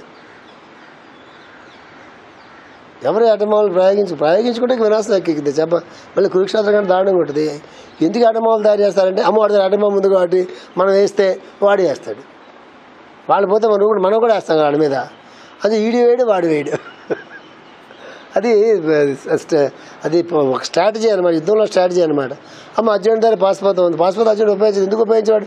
చాలా చిన్న సెల్లీ రేంజ్ కోసం ఉపయోగించాడు. మొట్టమొదటి అర్జునుడు కానీ పాశుపతం ఉపయోగిస్తే మొట్టమొదటి ఫస్ట్ అవర్లో ఫస్ట్ సెకండ్లో అర్జునుడు పాశుపతం ఉపయోగిస్తే 18 days వార్ ఉండదు అసలు. అక్కడితో చాప్టర్ క్లోజ్ అయిపోతుంది. అంత పవర్ఫుల్ అది. అని ఉపయోగించలే. అశ్వత్థామ ఉపయోగించాడు. ఏది? బ్రహ్మాస్త్రాన్ని. అర్జునుడు ఉపయోగించలే. దాన్ని కౌంటర్ కోసం ఉపయోగించాడు. బ్రహ్మాస్త్రం అర్జునుడు ఉపయోగించచ్చు. ఎవరి దగ్గర లేదు. అశ్వత్థామ దగ్గర ఉంది, వీడి దగ్గర ఉంది. వాడు కూడా చాలా సిలీ రేంజ్ కోసం ఉపయోగించాడు. వాడు కోపంతో ఉపయోగించాడు. వాడు ఆ కసితో ఉపయోగించాడు. వాడు యుద్ధంలో ఆడు ఉపయోగించాలి. అశ్వత్థామ కూడా యుద్ధంలో ఉపయోగిస్తే అది యుద్ధం ఎక్కడ ఉంటుంది? బ్రహ్మాస్త్రం ఉపయోగించి యుద్ధం అంతా మొత్తం ఒక క్షణంలో యుద్ధం అంతా క్లోజ్ అయిపోతుంది. అర్జునుడు కూడా ఆ అశ్వత్థామ కూడా ఉపయోగించాడు. చిట్ట చివరిలో వాడికి ఆ కసి పట్టుకోలేక హెల్ప్లెస్ స్టేట్ సరే హెల్ప్లెస్ స్టేట్లో ఉండాడు. ఆ అవమానం భరించలేక బ్రాహ్మణుడికి ఆ లక్షణం ఉండకూడదు. బ్రాహ్మణుడు అవమానపడి అసూయపడే లక్షణాలు బ్రాహ్మణుల్లో ఉంటే వాడి జాతి నాశనం అయిపోతే వాడు కూడా నాశనం అయిపోతాడు. వాడు పుట్టిన దేశం కూడా నాశనం అయిపోతుంది. ఒక్క లక్షణం ఒకళ్ళు ఉండకూడదు. ఇప్పుడు బ్రాహ్మణులు రాజులు నేను చెప్పట్లేను. అప్పుడు కూడా చెప్తున్నాను నేను. ఇప్పుడు అందరూ ఒకటే. వివేకానంద సిద్ధాంతం ప్రకారంగా అందరూ శూద్రులే. ఇప్పుడు క్షత్రియులు లేరు, వైశ్యులు లేరు, బ్రాహ్మణులు అందరూ శూద్రులు. ఎందుకు? అందరూ పొట్టకూటి ఉద్యోగాలు చేసుకుంటున్నారు. కాబట్టి ఇక్కడ వివేకానంద డెఫినేషన్ తెలుసా? పొట్టకూటి గురించి ఎవరైతే ఉద్యోగాలు చేసుకుంటున్నారో అందరూ శూద్రులే. వర్ణ వ్యవస్థ భారతదేశంలో ఎప్పుడో పోయింది. ఇప్పుడు బ్రాహ్మణులు లేరు, క్షత్రియులు లేరు, వైశ్యులు లేరు, వేరే కులం లేదు. ఉన్నది ఒకటే కులం, శూద్రులు. ఒకటే వర్ణం, శూద్రులు. ఇంచేత పొట్టకోటి కోసం ఉద్యోగాలు చేసుకుంటున్నాం. కాబట్టి ఎందుకు గోలంతా అన్నాడు. ఈ క్యాస్టర్స్ మంది ఎందుకు గోలంతా అన్నాడు. ప్రాక్టికల్ టీచింగ్ అది. అందువల్ల అక్కడ మెసేజ్ ఏం చెప్తున్నారంటే ఈ కర్మబంధాన్ని తీర్చి ఎందుకు ఆధ్యాత్మికత అంటే ఏదో సాధించుకోవడం గురించి కాదు, పోగొట్టుకోవడం గురించి. మొట్టమొదటి గురి ఏం పోగొట్టుకోవడం గురించి? రాగద్వేషాలు పోగొట్టుకోవడం గురించి. అవన్నీ ఎప్పుడు పోతాయి? కర్మబంధం అనేది పోతే అన్నీ పోతాయి. కర్మబంధం ఎప్పుడు పోతుంది? యజ్ఞాలు చేస్తే పోతుందా అంటారు. అశ్వమేధ యాగం, ఆ రోజులు అశ్వమేధ యాగాలు, ఈ రోజుల్లో అయితే చండీ యాగం, రుద్రయాగం, మహారుద్రయాగం, మృత్యుంజయ యాగం, సుదర్శన యాగం, జోడి యాగాలు ఉంటాయి. అన్ని యాగాలు చేస్తే యాగాలు చేస్తే ఏమవుతుందంటే ఏ యాగాలు చేస్తే ఏమవుతుందని మొత్తం అంత కర్మ అగ్నిలో భస్మం అయిపోతుంది అంటారు. ఏం భస్మం అయిపోతుంది? సత్కర్మాచరణ వల్ల మాత్రమే కర్మబంధం నుంచి విముక్తి దొరుకుతుంది. అది యజ్ఞార్థమైన కర్మ చేసేటటువంటి వాడు, సత్కర్మాచరణ చేసేటటువంటి వాడు, హాయిగా ఆనందంగా తృప్తిగా ఉండేటటువంటి వాడు, వాడికి మాత్రమే కర్మబంధం మోచనం జరుగుతుంది తప్ప మిగతా వాటికి పోత్సుమా అని చెప్తున్నారు మాస్టర్ గారు. కొంతమంది ఏమంటారంటే చెప్తాను, ఎగ్జాంపుల్ చెప్పారు మాస్టర్ గారు. చాలా నచ్చిన ఎగ్జాంపుల్ ఇది. కొంతమంది ఏం చెప్తారట, కొంతమంది ఏముందండి ఏంది మనం విత్తనాలు మాస్టర్ మంచి ఎగ్జాంపుల్ చెప్తారని. ఇవన్నీ కొన్ని ఎగ్జాంపుల్స్ మాస్టర్ ఎక్కడ తీసుకున్న సొంత చెప్పిన ఎగ్జాంపుల్స్. ఈ నాస్తికవాదం ఒకటి ఉంటుంది మనకి. ఇది మొట్టమొదటి నాస్తికవాదం మనకి చాలా రాముడి కాలం నుంచి ఇక ముందుగా నాస్తిక అప్పటి నుంచి ఉన్నారు. నాస్తికవాదం కొత్తగా ఈ మధ్య ఈ చార్వాక సిద్ధాంతం నాస్తిక స్థితి కొత్తగా వచ్చినట్టు కదా. రాముడి కాలం నుంచి ఇక ముందు కాలం నుంచి కూడా నాస్తికులు ఉన్నారు. ఆ వాదం మొట్టమొదటి నుంచి ఉంది భారతదేశంలో. వాళ్ళ థియరీ ఏంటి, విత్తనాలు వేస్తే కదా మొక్కలు వస్తున్నాయి, విత్తనాలు వేస్తే మొక్కలు వస్తుంటే దాంట్లో పెద్ద ప్రకృతి పురుషుడు ఇవన్నీ ఎక్కడున్నాయి, ఏం లేవు కదా అంటారు. బాగుంది, వర్షం కురకపోతే ఎవరి చేతుల్లో ఉంది, చీడపురుగులు వచ్చి పట్ట రాష్ట్రమే ఎవరి చేతుల్లో ఉంది, తుఫాన్లు వచ్చి పోతుంటే నువ్వేనా ఆపగలవా, ఇవన్నీ దైవికాలే కదా అంటున్నారు మాస్టర్ గారు. అది మాస్టర్ గారు ఇంకొక ఎగ్జాంపుల్ కూడా చాలా మాట చెప్పాను మీకు. నేను చెప్పిన ఎగ్జాంపుల్స్ అన్నీ నా జీవితంలో ప్రధానంగా పెట్టుకున్నవి 5-6 ఉంటాయి. అన్నీ మనం పెట్టుకోలేము, ఒక 4-5 ప్రధానంగా పెట్టుకోవాలి. మాస్టర్ ఇచ్చిన గొప్ప ఎగ్జాంపుల్ ఏంటంటే పురుష ప్రయత్నము దైవానుగ్రహం. నేను చాలా మాటలు చెప్పాను. పురుష ప్రయత్నము దైవానుగ్రహం. పురుష ప్రయత్నం అంటే మాస్టర్ గారు ఏం చెప్తారంటే, పురుష ప్రయత్నం అంటే పొలం దున్నుకోవడం, కలుపు మొక్కలు తీసేసేయటం, విత్తనాలు రెడీ చేసుకోవటం, వెయిట్ చేస్తూ కూర్చోవటం. ఇది పొలం బాగా దున్నుకోవటం అంటే వ్యవసాయం, కృషి. అందులో ఉండే కలుపు మొక్కలన్నీ తీసేసి పక్కన పెట్టి అలా ఏది చేసేసాడు, పక్కన పెట్టేసేసాడు. విత్తనాలు బాగా మంచి విత్తనాలు రెడీ చేసి ఇంట్లో పెట్టుకోవడం, నమస్కారం పెట్టి కూర్చోడు, నమస్కారం మాసి అన్నట్టుగా. దేని గురించి? వర్షం గురించి. వర్షం పడుతుందా లేదా ఎవరి చేతుల్లో ఉంటుంది? ఎవరి చేతుల్లోనే ఉంటుంది. వర్షం కుట్టడం అనేది దైవానుగ్రహం లాంటిది. వర్షం కురిసే సమయానికి ఆ ఋతువు ధర్మాన్ని అనుసరించి శుభ్రంగా పొలం దున్నుకోవడం, విత్తనాలు రెడీ చేసుకోవడం, కలుపు తీయడం అనేటటువంటిది పురుష ప్రయత్నం లాంటిది. అక్కడితో పురుష ప్రయత్నం ఆగిపోతుంది. వర్షం కురవకపోవడం అనేది దైవానుగ్రహానికి సంబంధించింది. ఇక్కడ 2 రకాల మనుషులు ఉంటారు. కేవలం దైవానుగ్రహాన్ని మాత్రమే నమ్ముకున్నటువంటి వాడు వర్షం కురిసిన తర్వాత ఆయన అనుగ్రహం ఉంటుంది, తీరి ఉంటుంది కదా. ఏంటిది మొక్క పోసిన నీరేక మాట ఏంటిది, ఒక చెత్త రూల్ ఒకటి ఉంటుంది. ఇలాంటి మనవాళ్ళు ఆ సామెతలు పెట్టడం వాటిలో మనవాళ్ళు పులి అన్నమాట ఒకడు. ఆ సంస్కృతంలో అంటే మరీ షూర్ అని అర్థం. అంటే దొంగ వేదాల్లో ఫస్ట్ క్లాస్ దొంగ వేదాలు భారతీయులే. భూగోళం మీద నన్ను అడిగితే ఫస్ట్ క్లాస్ రోక్స్ భారతీయులే. ఎంత భ్రష్టు పట్టించేసేయాలో వేదకాలం దగ్గర నుంచి ఇప్పటిదాకా వితౌట్ ఎక్సెప్షన్ ఎంత భ్రష్టు పట్టించేసేయాలో అంతా భ్రష్టు పట్టించి మనం సమాధానం చెప్పడానికి వీలు లేకుండా శ్లోకాలు రాసి, ఆ సంస్కృతం వస్తుంది కదా వాళ్ళకి, శ్లోకాలు రాయడం రామాయణంలో తోసేయడం, ఆ శ్లోకం రాయడం భారతంలో తోసేయడం, 2 శ్లోకాలు రాయడం వేదంలో తోసేయడం, ఇంకో శ్లోకాలు రాయడం భాగవతంలో తోసేయడం. ఈ విధంగా సంస్కృతం రావడం కాదు కానీ వీడి పైత్యం అంతా అందులో పెడతాడు. ఎవడాట్లు పీకుతాడు, బయటికి పీకడానికి వీలు లేకుండా పెడతాడు వాడు. దాంతో అందరూ బట్టి చూసారా ఎంత వెనకబడి ఉన్నది భారత జాతి చూడండి. అంటే ఒక సిగ్గేస్తుంది. కొంచెం చదువుకుని ఉంటే ఏంట్రా ఇలా ఉంటుందా మన భారతం. మీరు చదువుకోగా మీరు అదృష్టవంతులు, మీరు చదువుకోరు కాబట్టి మీరు చాలా అదృష్టవంతులు. చదువుకుంటే కొంచెం చోట్ల పిచ్చెక్కిపోతుంది. ఇదే చదువుకోవాలా మనం అని అవన్నీ తోసేసినవే. అంత వెధవలు భ్రష్టు పట్టించారు. అందువల్ల ఎవడో కనిపెట్టాడు, నారు పోస్తే నీరు పోయికి మాండ అని. నీరు పోయికి మాండ అంటున్నావు, నీరు కూడా ఆయనే తాగుతాడు కాఫీ, నువ్వు తాగమని. ఆయనే బోరింగ్ చేస్తాడు, బోరింగ్ మానేసిగా అది మాంటాడు. మళ్ళీ ఆయన డబ్బులు సంపాదించి పెడతాడు. డబ్బులు మానేసి కూర్చోవచ్చు, ఇంట్లో కూర్చోవచ్చు, అది కూర్చోట. అట్టా ఎవడన్నా తీరి పెట్టుకుని అక్కడ కూర్చోడు అనుకోండి, కూర్చుంటే వర్షం కురిసింది, కురుస్తుంది వర్షం. మన ప్రకారం కురదు కదా.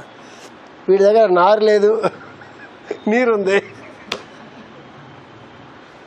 ఏమవుతుంది తెలుసా, పిచ్చి మొక్కలు మొలుస్తాయి. ఇప్పుడు అది న్యాచురల్ ప్రాసెస్ కదా. నీరు ఉంది, నారు లేదు, పిచ్చి మొక్కలన్నీ వస్తాయి. మన బుర్రలో మొలిచే పిచ్చి మొక్కలన్నీ అవే. మనం బ్లెస్సింగ్ అన్న బ్లెస్సింగ్ అది బ్లెస్సింగ్తో కాదు. కానీ మనం చేసే ప్రేయర్లు, చేసే మెడిటేషన్తో కొంచెం చిక్కులు కూడా ఉంటాయి.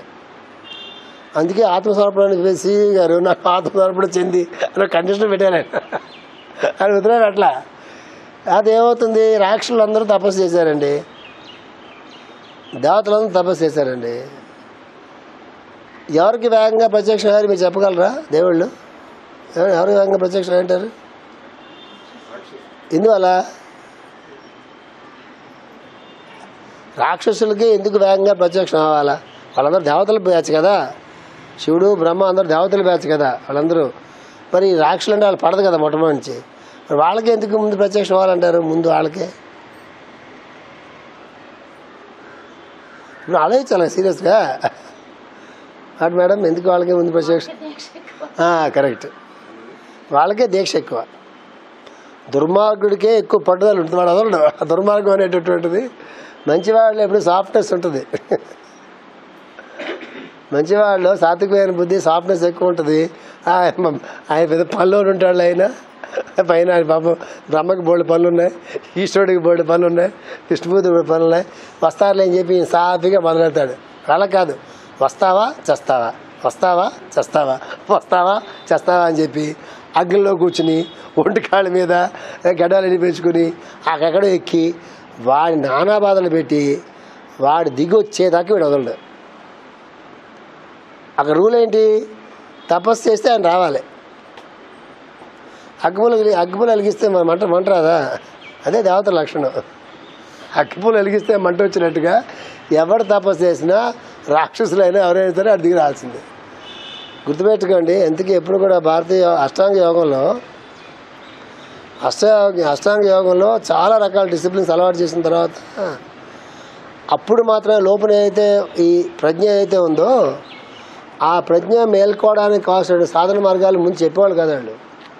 అష్టాంగ యోగాన్ని బాగా వాడికి ఫుడ్ అలవాట్లు చేసి, ఫుడ్ రిస్ట్రిక్షన్స్ పెట్టి, వాడికి ఒక డ్రెస్ కోడ్ పెట్టి, వాడితో ప్రాణాయామాలు చేయించి, వాడితో భిక్షాటనం చేయించి, అహంకారం పోయేంత వరకు రాజకుమారుడు అయినా సరే వాడితో భిక్షాటనం చేయించి, దేశయాత్ర అంతా భూ ప్రదక్షిణ అంతా చేయించి, రకరకాలు చేసి వాడికి ఎన్నో రకాల టెస్టులు పెట్టి అప్పుడు దానికి ఎక్కువ టైం తీసుకునేవాళ్ళు. 7 years 14 years ఇవ్వాల్సినట్టు ఉంటుంది చూసారా. ఏది మా సంవత్సరాల తరబడి చేసినా రాదో అది వాడికి 7 years 14 years పోయిన తర్వాత ఒక స్మాల్ టచ్తో వాడికి మొత్తం ఓపెన్ అయిపోతుంది. ఏది మన 20, 30, 40 years ఏజ్ చేసినప్పుడు కూడా మనకి ఏ స్థితి రాదో 7-14 years వాడితో ఈ రకమైనటువంటి ఒక పరిశ్రమ చేయించి వాడు రాగద్వేషాలు కూడా మొత్తం పోయిన తర్వాత వాడు ఒక స్టేట్లో ఉంటుండగా పిలిచి టారా అని పిలిచి ఒకసారి వాడు బ్రూ మధ్య మీద ఇలాగ ముట్టుకుని వదిలిపెట్టేస్తే వాడికి ఒక క్షణంలో ఓపెన్ అవుతాయండి. మనకి ఆ జన్మ మొత్తం మీద ఓపెన్ కాకపోవచ్చు. అట్లా ఉంటుంది యోగ సాధన అనేటువంటి, అలా ఉంటుంది. అది చెప్తున్నారు మాస్టర్ గారు. దయాగ్రహం అంటే అది వర్షం కురటం, పురుష ప్రయత్నం అంటే చేసుకోవడం. ఇదంతా సైక్లిక్ యాక్షన్. పురుష ప్రయత్నం ఉండాలా, దయాగ్రహం ఉండాలి. పురుష ప్రయత్నం మాత్రమే నమ్ముకుంటే అహంకారం వస్తుంది. దైవగ్రహాన్ని మాత్రం నమ్ముకుని అలా కూర్చుంటే వాడు సోమరిపోతే అయిపోతుంది. ఏం చేయలేడు, అయిపోతాడు. ఇక్కడ ప్రాబ్లం ఎక్కడ వస్తుంది తెలుసా? ఇది థియరీ చాలా బాగుంటుంది. ప్రాక్టికల్గా ఎప్పుడన్నా లైఫ్లోకి అప్లై చేస్తే అప్పుడు తెలుస్తుంది దాంట్లో డిఫికల్టీ. ఎక్కడ తెలుసు మీకు డిఫికల్టీ? ఎక్కడ దాకా చేసి పురుష ప్రయత్నం ఆఫ్ చేయాలా, ఎక్కడి దయాగ్రహం వస్తుంది, ఎక్కడ పురుష ప్రయత్నం ఆగుతుంది. ఇది ఒక పెద్ద పజిల్ లాంటిది. పురుష ప్రయత్నం ఎక్కడి దాకా వెళ్తే ఆగుతుంది, ఎక్కడి దయాగ్రహం అనేది దిగుతుంది. ఆ మధ్య ఉంటుంది చూసారా, అది అన్న చేతికి, అది చేతికి అందడం అనేటటువంటిది. అంతే ఆ జన్మ సార్థకమైనట్టే. వాడు అర్జునుడు కృష్ణుడు ఉన్నట్టే. ఎక్కడ కృష్ణుడు ఉంటే అర్జునుడు ఉంటాడని చెప్తాడు సార్. ఎక్కడ అర్జునుడు ఉంటాడు కృష్ణుడు ఉంటాడు. ఎక్కడ ఆంజనేయుడు ఉంటాడు రాము ఉంటాడు. ఎక్కడ ఉంటాడు ఆంజనేయుడు ఉంటాడు చెప్తాడు సార్. అక్కడ సత్యం అది. ఎత్ర ఎత్ర రఘునాథ కీర్తనం తత్ర కృతమస్తకాంజలి అంటాం చూసారా. నేను చెప్పిన స్టేజ్లో అది సత్యం. అది అక్కడ ఆంజనేయుడు ఉంటే రాముడు ఉంటాడు, రాముడు ఆంజనేయుడు ఉంటాడు. అనేది ఎక్కడి దాకా పురుష ప్రయత్నం, ఎక్కడి నుంచి దైవానుగ్రహం, ఎక్కడ మనం ఆగాల, ఎక్కడ ఆయన కోసం వెయిట్ చేయాలని చూసారా. ఆ ఈక్వేషన్ మనకు చేతికి పట్టదు. అది చాలా సంవత్సరాల సాధన జీవితంలో రకమైన ఎక్స్పెరిమెంట్ లాంటిది. మీరు ఒక పాయింట్ గుర్తుపెట్టుకోండి. మనం ఫోటో పెట్టి దండలు వేసేసి స్వాతంత్రం వదిలేస్తాం. మన ఋషులందరూ అలా వదిలేటువంటి వాళ్ళు కాదు. అలా వదిలితే వాళ్ళు తపస్సు చేయరు. అట్లా వదిలితే వాడు మన సొంత తపస్సు ఏం చేస్తాడు? 60-70 years తపస్సు ఏం చేస్తాడు? సిఈ గారు శరీరం వదిలిపెట్టేంతవరకు మృత్యువు గురించినటువంటి రీసెర్చ్ చేసి ఇక నేను మధ్యలో శరీరం వదిలిపెట్టాల్సి వస్తుంది, ఇది కంటిన్యూ అవుతున్న తర్వాత అని చెప్పి ఎందుకు వెళ్ళిపోతారు ఆయన? వాళ్ళందరూ స్పిరిచువల్ సైంటిస్టులు. అందరూ కూడా వాళ్ళు లేజీ ఫెలోస్ కాదు. ఉత్తినే భజన కొట్టేసేసి, ఉత్తినే హారతలు ఇచ్చేసేసి, ఉత్తినే పూజలు చేసేసేసి, ఇప్పుడు కొబ్బరికాయలు కొట్టేసేసి, అమ్మయ్య వాళ్ళకి పూజ అయిపోయింది, నా సంగతి ఆయన చూసుకుంటాడులే అన్నటువంటి సోమరిపోతులు కాదు మన ఋషులు. అందరూ సైంటిస్టులు. వాళ్ళు భరద్వాజ దగ్గర నుంచి ఎంతమంది ఋషులు మేము తీస్తున్నా కూడా నిన్నమంట వరకు మన సిఈ గారిని, మన సిఈ గారి ఆయన కూడా పెద్ద సైంటిస్ట్. ఆయన శరీరం వదిలిపెట్టడం కూడా ఆ పరిశోధన మధ్యలో ఆయన శరీరం వదిలిపెట్టారు. ఆయన మనం చెప్తా ఊరికా గప్పాలు కొడతాం, అది తెలిసి చాలా మాట్లాడుతుంటాం. ఆయన ఆ ఎక్స్పెరిమెంట్స్లో ఆ పరిశోధన మధ్యలో ఆయన శరీరం వదిలిపెట్టారు. ఎందుకన్నా శరీరం కుదరట్లేదు, మధ్య శరీరం వదిలిపెడుతున్నాను, నేను మధ్యలో శరీరం వదిలిపెడుతున్నాను. ఇది సాగుతుంది. ముందు మీరంతా ఆయన భయపెచ్చు, ఆయన వెళ్ళిపోతే మీరందరూ ఇది చేస్తారు, మనం ఎందుకు చేస్తాం? ఫోటో పెట్టి సార్ ఇక్కడ మా సంగతి ఏంటి ఆడతాం. మనం చెప్పారు కదా ఏది ఇది చేస్తాను, ఏది చూడండి ఎంత బాగా చెప్పారు.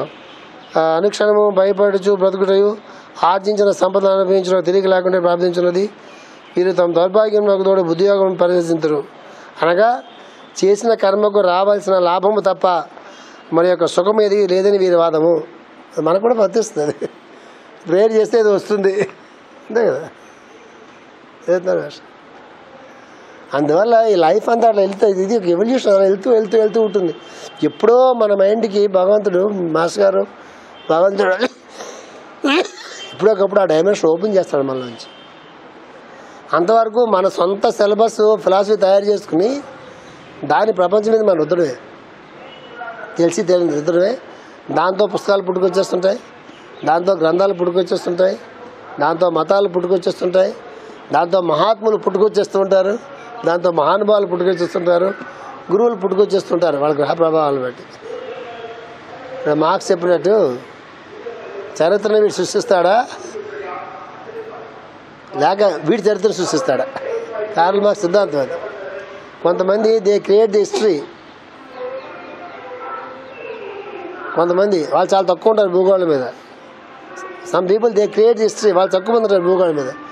చాలా 199 మందిని హిస్టరీ వాళ్ళు క్రియేట్ చేస్తుంది. ఈయన మహానుభావుడు, ఈయన దండం పెడితే పిల్లలు పుడతారు, ఈయన దండం పెడితే ఇది అయింది, ఈయన దండం పెడితే ఇంకేదో అయిపోయింది, ఇంకేదో అయిపోయిందంటే అట్లా వాడు పెద్ద మహానుభావుడుగా చలామణి అయిపోయి వాడి జాతకం బాగున్నా సరే వెళ్ళిపోతుంటాడు. హిస్టరీ వాడు క్రియేట్ చేసింది, వాడి హిస్టరీని క్రియేట్ చేయాలి. ఋషులందరూ కూడా హిస్టరీని వాళ్ళు క్రియేట్ చేశారు, సైన్స్ని వాళ్ళు క్రియేట్ చేశారు. మళ్ళీ ఏదైతే సృష్టి మొత్తం మీద నడుస్తుందో దాన్ని జాగ్రత్తగా పట్టుకొచ్చి భూమి మీద పట్టుకొచ్చి అందులో మనకు కూడా భాగస్వామ్యాన్ని వాళ్ళు కల్పించారు. అది గొప్పతనం. అదే మాస్టర్ గారు కూడా చెప్పింది సి గారు, నేను మధ్యలో వెళ్తున్నాను, నేను అనుకున్న పని మధ్యలో వెళ్తున్నాను, తర్వాత దీన్ని కంటిన్యూ చేయండి అని చెప్పారు ఆయన.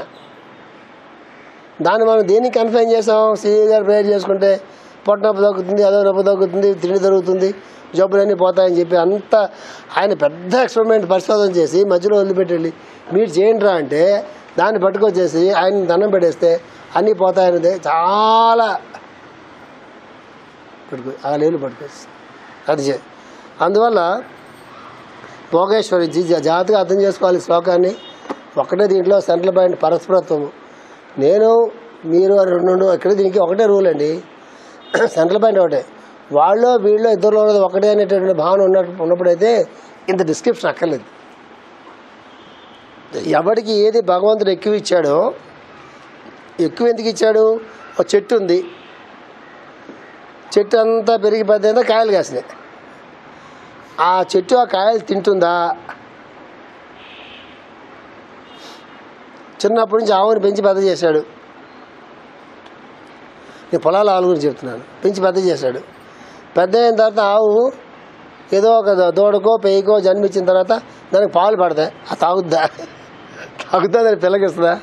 దాని పిల్లకిచ్చి మనకు కూడా ఇస్తుంది. అది రావైతే దూడ పుట్టింది, పెరిగి పెద్ద అవుతుంది, రోడ్డు మీద తిరుగుద్దా లేదా పొలం దున్నుద్దా? అది సరే, ఒక్క మనిషి తప్ప మిగతా ఎవ్వరికీ తీరి చెప్పకలేదు. అది గుర్తుపెట్టుకోండి. ఒక్క మనిషికి తప్ప ఈ భగవద్గీత అన్ని సృష్టిలో అన్నిటికీ చీమల దగ్గర నుంచి, దోమలు చీమల దగ్గర నుంచి, ఎలకల దగ్గర నుంచి, వేటిని మనం తిట్టుకుంటామో పిల్లల దగ్గర నుంచి, కుక్కల దగ్గర నుంచి, వాటి గురించి వేటికి చెప్పకలేదు తీరి. అన్నీ నేచర్లో ఎందుకు పుట్టే వాటి పని చేసుకుంటూ పోతుంటాయి. ఎక్కడ మనం వేలు పెడతాం కదా, వాటి విషయాల్లో వేలు పెట్టిన తాపల్లా అవి చెడతాయి. గుర్తుపెట్టుకోండి. మా చెట్లకి నీళ్ళు పోయాలని అలా ఏడుస్తుంటాయి చెట్లు. మాకు రోజు నీళ్ళు పోస్తారు, ఏడుస్తుంటాయి. అరణ్యంలో చెట్లు అలా ఏడుస్తుంటాయండి. ఎందువల్ల? ఇంట్లో పెట్టిన చెట్లు చూస్తే మన మొక్కలు గుర్తుకొస్తుంటాయి. ఆ చెట్లు చూస్తుంటాయి. ఇళ్ళలో పెట్టిన చెట్లు చూస్తే వాడికి ఎరువులు వేసి అవి వేసి ఇవి వేసి నీళ్ళు పోసి ఎన్ని చేసినా అవి మన మొక్కలాగా ఏడుస్తూ దేబరించుకుంటూ ఉంటాయి. అవి అరణ్యంలో చెట్లు ఎంత ఎత్తు పెరుగుతాయండి. అవి అసలు వాడిని ఎవడు కాపాడుతాడండి అసలు వాటిని? అవి ప్రకృతితో పాటు పెరుగుతున్నాయి. అవి ప్రకృతితో పాటు పెరుగుతాయి. అవి ఇంట్లో చిలకల్ని పక్షుల్ని ఇళ్ళలో పెట్టి పెంచుతారు. వాటికి ఆడ మొఖాలు చూడండి, మన మొఖాలు ఏడుస్తాయి ఆడి మొఖాలు కూడా.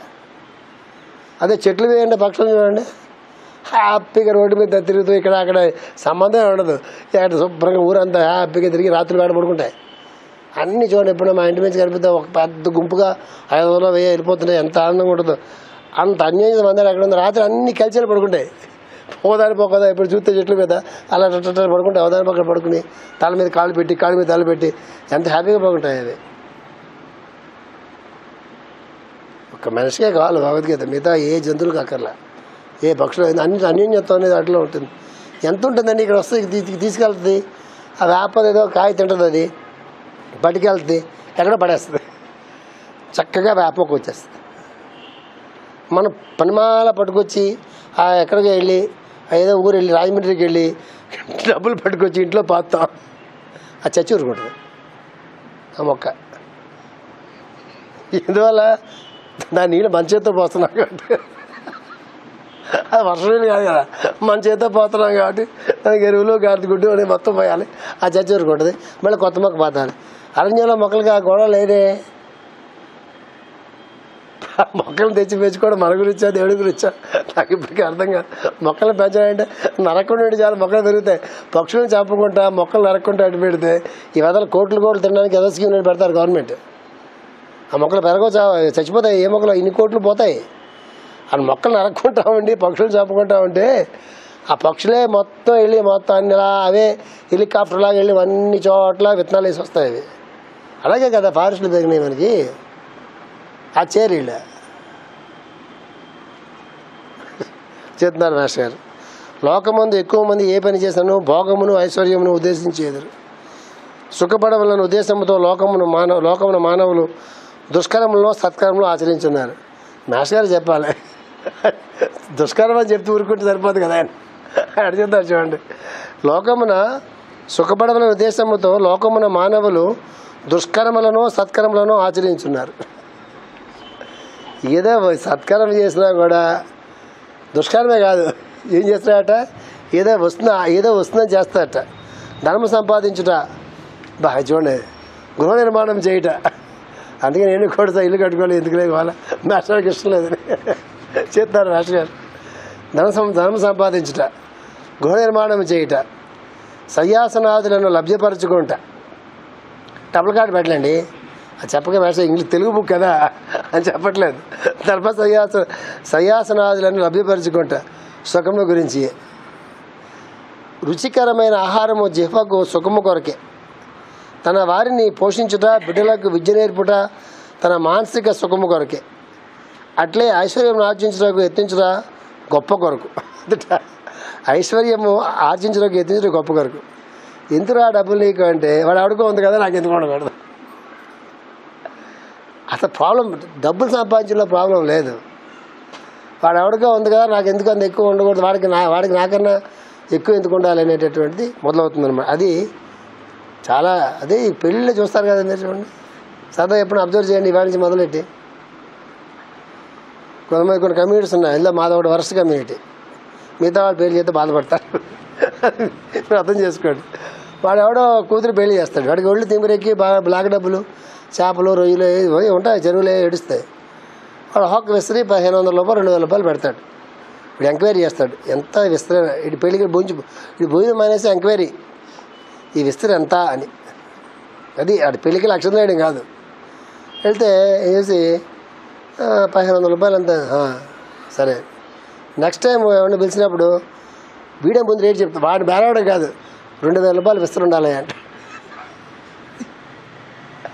ఎవరన్నా అంత గొప్పగా అంటే ఆ పెళ్ళికన్నా మీ వెళ్ళిపోతే ఎలా ఉందండి అది చూస్తున్నాడు, వాడు చెప్పాలి వీడికి, ఏ సార్ ఆ పెళ్ళికన్నా మీ పెళ్ళి గొప్ప సార్ అని చెప్పాలి వీడికి.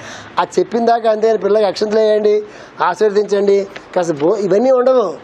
వెళ్ళిపోతూ విష్ చేసి వెళ్తాం సార్ అంటే వాడికి అలా వెళ్ళిపోతుంటే ఇక్కడ చెప్పడేమని ఏం చెప్పాలంటే మీ పెళ్ళి చాలా గొప్పగా చేశారు సార్ అని చెప్తే అప్పుడు కానీ వీడికి ఆ కడుపులో గ్యాస్ బయటకు పోదు. ఏం దరిద్రం అదంతా.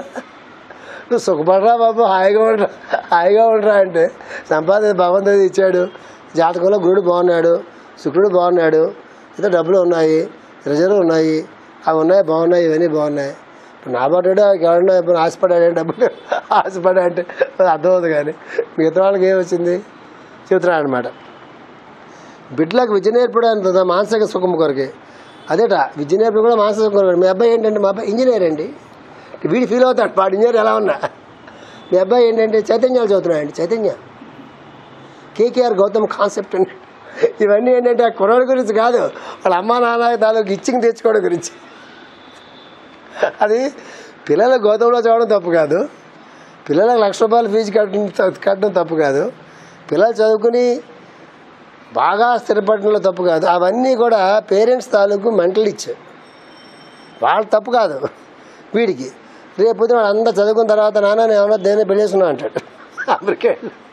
అప్పుడు కానీ వీడికి ఆకాశం కళ్ళు కిందకి రా, ఎవర్రా అంటే ఎవరో ఒక ముష్టి అమ్మాయి ఉంది, ఆస్తులు లేవా అంటే ఏమి లేవు, చాలా మంచి అమ్మాయి అంటాడు. అదెందుకు రా. మన ఒక ఇన్సిడెంట్ జరిగింది. మా మౌర్యకి మ్యాచ్ చూద్దామని వెళ్తే ఒక అమెరికా అబ్బాయి ఫోన్ చేశాడు ఆడికి, మీడియేటర్కి. వాడు బాగా డబ్బులు సంపాదిస్తున్నట్టు టటా. అమెరికాలో ఏం చేస్తారో మాకు తెలియదు కదా, అమెరికాలో పిల్లలు గడిచారు, జాగ్రత్త చూసుకోవాలి. వాళ్ళు నిజంగా ఉద్యోగాలు లేదు మనకు తెలియదు. అక్కడ వాడు వీధి కూడా అవి కూడా తెచ్చేవాళ్ళు కూడా ఉద్యోగాలు అని చెప్తారు ఇండియాలో, మనం వెరిఫై చేయలేం కదా. వాడికట బీద అమ్మాయి కావాలట, చాలా బీద అమ్మాయి కావాలట, డిగ్రీ చదువుకున్న పర్లేదట. వాడికి మాత్రం $150,000 $150,000 వస్తున్నాడు సంవత్సరానికి, నాకు మాత్రం చాలా బీద అమ్మాయి కావాలని చెప్పి ఆడు ఫోన్లో మాడుతుంటే ఆవిడ నాకు వినిపించింది. ఎంత అయిపోయిన తర్వాత నేను చెప్పాను ఆవిడకి, ఈ అబ్బాయికి ఎవరిని మ్యాచ్ ప్రపోజ్ చేయొద్దని చెప్పాను. అదేంటండి అంటే ప్రపోజ్ చేయొద్దు అని చెప్పి, నాకు ఎందుకో తేడా కనిపిస్తుంది వాడి మాటల్లో. ప్రపోజ్ చేయొద్దు ఈ అబ్బాయికి, పోతే దెబ్బతింటారు మీరు చెప్పాను. అయిపోయింది అది ఎక్స్పెరిమెంట్. చెప్పాక లైఫ్లో ఎక్స్పెరిమెంట్ అంటే మరి చెప్పేసి ఊరుకుంటే కుదరదు కదా, వెరిఫై చేసుకోవాలి మనం చెప్పింది రైటే తప్ప అని. మా అబ్బాయి మ్యాచ్ ఎలా ఉన్నా ఆ అబ్బాయి మ్యాచ్ ఏమైంది అదే ఫోన్ చేసింది దానివల్ల. మా అబ్బాయి మ్యాచ్ తర్వాత ఆ అబ్బాయి మ్యాచ్ ఏమైంది అంటే ఆవిడ చెప్పారు, మీరు భలే చెప్పారండి, నిజంగా నేను ప్రపోజ్ చేయలేదు కానీ ప్రపోజ్ చేశాను, నేను బతికిపోయానండి. ఏంట్రా అంటే అదే ఉద్యోగం సజ్జం లేదు అక్కడ, ఇండియా వచ్చేస్తాట. ఏ డిగ్రీ అమ్మాయి అయితే ఈ పల్లెటూరు తీసుకెళ్ళిపోతాట, పల్లెటూరులో ఏదో గేదెలను ఆవులో కాసుకుంటాడు అనుకుంటున్నాడు. అందుకు ప్లాన్ చేసి చదువుకున్న తంతు కదా అండి, అందుకు ఎవరో అనామకరాలు అసలు ప్రశ్నించడానికి వీళ్ళని అమ్మాయిని చేసుకుందాం ఉన్నాడు. ఎందుకంటే అమ్మాయి జీవితం మొత్తం నాశనానికి బతికిపోయారు సార్ అంది ఆవిడ. ఇది మెంటల్ ఇచ్చింగ్ అంటే. అది ఎప్పుడు కూడా గుర్తుపెట్టుకోండి, పిల్లల క్షేమం ఉండాలంటే తల్లిదండ్రులు వాళ్ళకి ఏది క్షేమం అది మనం చేయాలి తప్ప ఒరే నేను ఇలా ఏడుస్తున్నాను, నువ్వు డబ్బులు సంపాదించు, నేను ఇలా ఏడుస్తున్నాను, నువ్వు సంపాదించంటే వాడికి సంపాదించినాడు జీవితంలో. వాడికి ఏది జీవితంలో వాడికి పనికొస్తుందో, ఏ విద్య వాడికి పనికొస్తుందో, ఎట్లాంటి యాటిట్యూడ్ ఉంటే వాడికి పనికొస్తుందో అట్లాంటి యాటిట్యూడ్స్ మన పిల్లలకు నేర్పించాలి తప్ప అంతేగా నువ్వు లక్షలు గడిచు, నువ్వు కోట్లు గడిచు, నువ్వు అది గడిచు, నువ్వు ఇది గడిచు అంటే మాత్రం కుదిరే పని కాదు. ప్రేయర్ అయిన తర్వాత స్టార్ట్ చేసి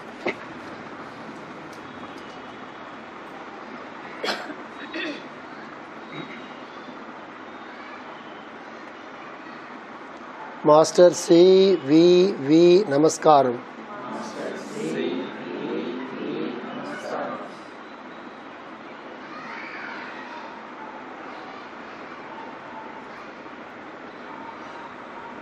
Master, please let us receive the influx of the plenty of prana into my system, that we may resist disease, decay and death. Realize the highest truth, the pure love and the bliss of existence, and serve humanity according to thy plan. Master's own adjustments.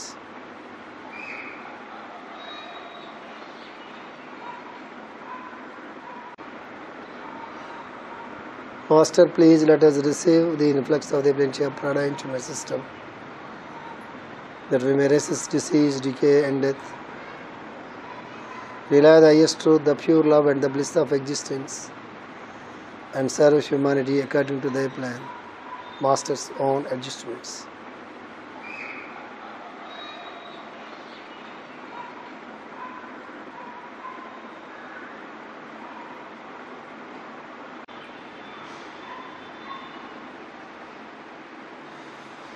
लोका समस्ता सुखिनो भवन्तु.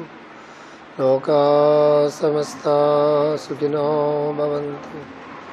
लोका समस्ता सुखिनो भवन्तु. ओम शांति शांति शांति. किरालकुलाम्बोधिविधुमानन्दरूपिणम् अनन्तार्यतनूजातं कृष्णं वन्दे जगद्गुरुम्. श्रीकृष्णमाचार्यमनन्तपुत्रं तत्साधुमित्रं करुणाद्रनेत्रं गुरुं गुरूणां पितरं पितॄणाम् अनन्यशेषशरणं प्रपद्ये. अनन्यशेषशरणं प्रपद्ये. अनन्यशेषशरणं प्रपद्ये. 6:30 ఆపేద్దాం, భాష ఎలక్ట్రిక్ ఉంది.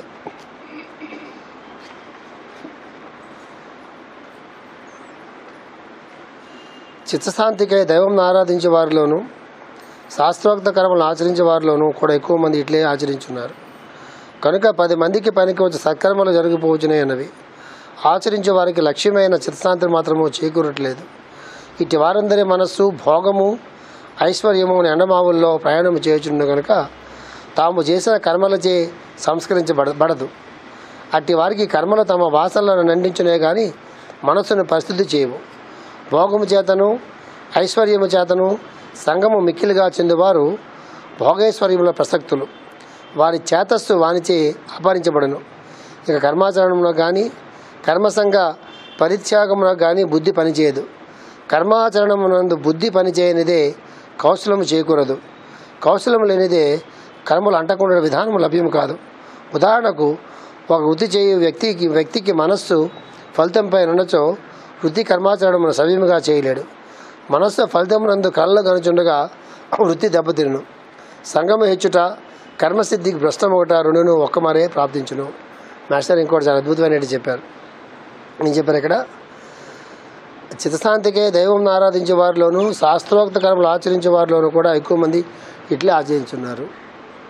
అంటే మామూలుగా మనుషులు స్వార్థంతో వ్యాపారాల్లోనూ ఉద్యోగంలోనూ మరో దాంట్లో ఏదో ఆశించి పనులు చేస్తున్నప్పుడు అవి ఆ పనులు నెరవేరకపోయినా కూడా వాళ్ళకి చిత్తశాంతి లభించట్లేదండి, వాళ్ళు ఏదో చాలా దిగులుగా ఉన్నారు, ఎక్కువ ఫెయిల్యూర్స్ ఉన్నాయి వాళ్ళ జీవితంలో, లేకపోతే అనుకునేది జరగలేదు, అందుకు బాధపడుతున్నారు అనుకుంటే దాంట్లో మీనింగ్ ఉంది. అది కాదట. చిత్తశాంతికే దైవం ఆరాధించే వారిలోనూ శాస్త్రోక్త కర్మలు ఆచరించే వారిలోనూ కూడా ఎక్కువ మంది ఇట్లా ఆచరించున్నారు. కనుక 10 మందికి పనికి వచ్చి సత్కర్మలు జరిగిపోచినవి. అంటే ఎవడో పూజ చేశాడు, భాషలో చెప్పాలంటే యజ్ఞం చేశాడు, దానివల్ల 10 మంది బ్రాహ్మణులకి తిండి జరుగుతుంది, వాళ్ళకి తిండి జరుగుతుంది. వీడు అనుకున్న ఫలితం రాలే వీడికి. వీడికి ఏం జరుగుతుంది? వాళ్ళకి మాత్రం సత్కర్మ, యజ్ఞం చేయడం సత్కర్మే, దాంట్లో డౌటే లేదు. యజ్ఞం చేశాడు, సత్కర్మ ఆచరించాడు, యజ్ఞం చేశాడు, దానివల్ల 10 మందికి తిండి జరుగుతుంది, 10 మందికి ఆ పాకలు వేసినాడు కిటికి వాడు పని జరుగుతుంది, డబ్బులు వస్తున్నాయి. అది జరిగిపోతుంది ప్రపంచంలో. చేసిన వాడికి ఏమొస్తుంది? ఇంత కష్టపడి ఇంత యజ్ఞం చేశాను, 2 లక్షలు ఖర్చు పెట్టాను, నాకు మాత్రం ఫలితం రాలేదని. కామన్ సెన్స్ కదా. ఇద్దరు పోటీ చేస్తారు, ఎమ్మెల్యేగా 2 పోటీలు చేస్తారండి, 2 యజ్ఞాలు చేస్తారు, ఒక్కడేగా నెగ్గుతాడు. అంచేత నెగ్గినాడికి ఏమో సుఖం, నెగ్గినాడికి దుఃఖం, అంతే కదా ఎప్పుడు కూడా. అందువల్ల ఎప్పుడు కూడా ఆ రకమైన బాధ ఉంటుంది. ఆచరించే వానికి లక్ష్యమైన చిత్తాంతి మాత్రము చేకూరట్లేదు. ఇటు వారందరి మనసు భోగము ఐశ్వర్యమును ఎండమావుల్లో ప్రయాణం చేయుచుండు కనుక తాము చేసిన కర్మ సంస్కరింపబడదు. మంచి పనులు చేసినా కూడా, సత్కర్మాచరణలు చేసినా కూడా, యజ్ఞయాగాలు చేసినా కూడా, దైవారాధన చేసినా కూడా, ఏం చేసినా కూడా ఎందుకు ఎక్క వీడి మనసు యొక్క బాధల్లో ఉంది, ఎందుకు వీడి చిత్తశాంతి ఎందుకు లేదు, వీడికి ఆనందం కలగట్లేదు అంటే ఎంచేత వాడు ఖచ్చితంగా ఏదో ఆశించి కోరి చేస్తున్నాడు కాబట్టి జరగట్లేదు. జరగకపోవడానికి సిలబస్ వేరు, ఇది జనాలకు అర్థం కాదు. ఎవరికైనా ఒక మంచి జరగడానికి, మంచి జరగకపోవడానికి, ఒక డబ్బులు సంపాదించుకోవడానికి, ఇంకో డబ్బులు సంపాదించుకోలేకపోవడానికి, వాడు ఎప్పుడూ సుఖపడడానికి, ఇంకోటి ఎప్పుడూ బాధపడడానికి వీడి కారణాలు వేరేగా ఉంటాయి. అంతేగాని లక్ష్మీ అష్టోత్తరం చదివేది ఏంటది ఫలశ్రుతి ఏముంటుంది? 3 పూటలు చదువుకుంటే కుబేరో భవేత్, ఈ 3 పూటలు ఈ చదివితే కుబేరుడితో సమానంగా అయిపోతావు అని అందులో ఉంటుంది కింద. అది పట్టి మరి చదువుతాడు. సంవత్సరం అంతా ఎలా ఉన్నా కూడా ఇంకా రాదే ఫలశ్రుతి అన్నట్టుగా ఉంటుంది. ఏది ఎక్కడ కుబేరుడు? నా మొక్క కుబేరుడు, అప్పులేదు అలాగే ఉన్నాయి అంటే తెలిసిపోతుంది కదా. ఇన్ని సంవత్సరాలు చదువుతున్నాం మనం, అది అయినా కుబేరుడు కాదు కదా. బీరకాయ కూడా ఇంటి రావట్లేదు కూతురే. అది ఆ పద్ధతి వేరుగా ఉంటుంది అసలు. అది దానికి కేవలం సత్కారమాచరణ ఒకటే కాదు, మంచి పనులు చేయడం ఒకటే కాదు, మంచి బుద్ధి కూడా ఉండాలి. మంచి బుద్ధి అంటే అర్థం దొంగ బుద్ధి లేకపోవడం. మంచి బుద్ధి రావాలంటే ఎలా చేస్తుంది? మంచి బుద్ధి రావాలి, మంచి వస్తుందా? మంచి బుద్ధి కాకుండా ఏముంటా అవన్నీ పోతే ఉన్నది మంచి బుద్ధే. ఏముంటుంది?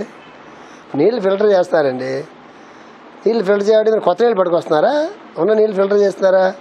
నీళ్ళు అవే, కొత్త నీళ్ళు పట్టరావట్లేదు. మీరు డిస్టిల్ వాటర్ కొత్తగా కూడా పట్టరాడు, ఉన్న వాటర్ని డిస్టిల్ చేసి దాంట్లో చెత్త అంతా పైకి పోగొట్టి మిగతా డిస్టిల్ వాటర్ మిగులుతుంది.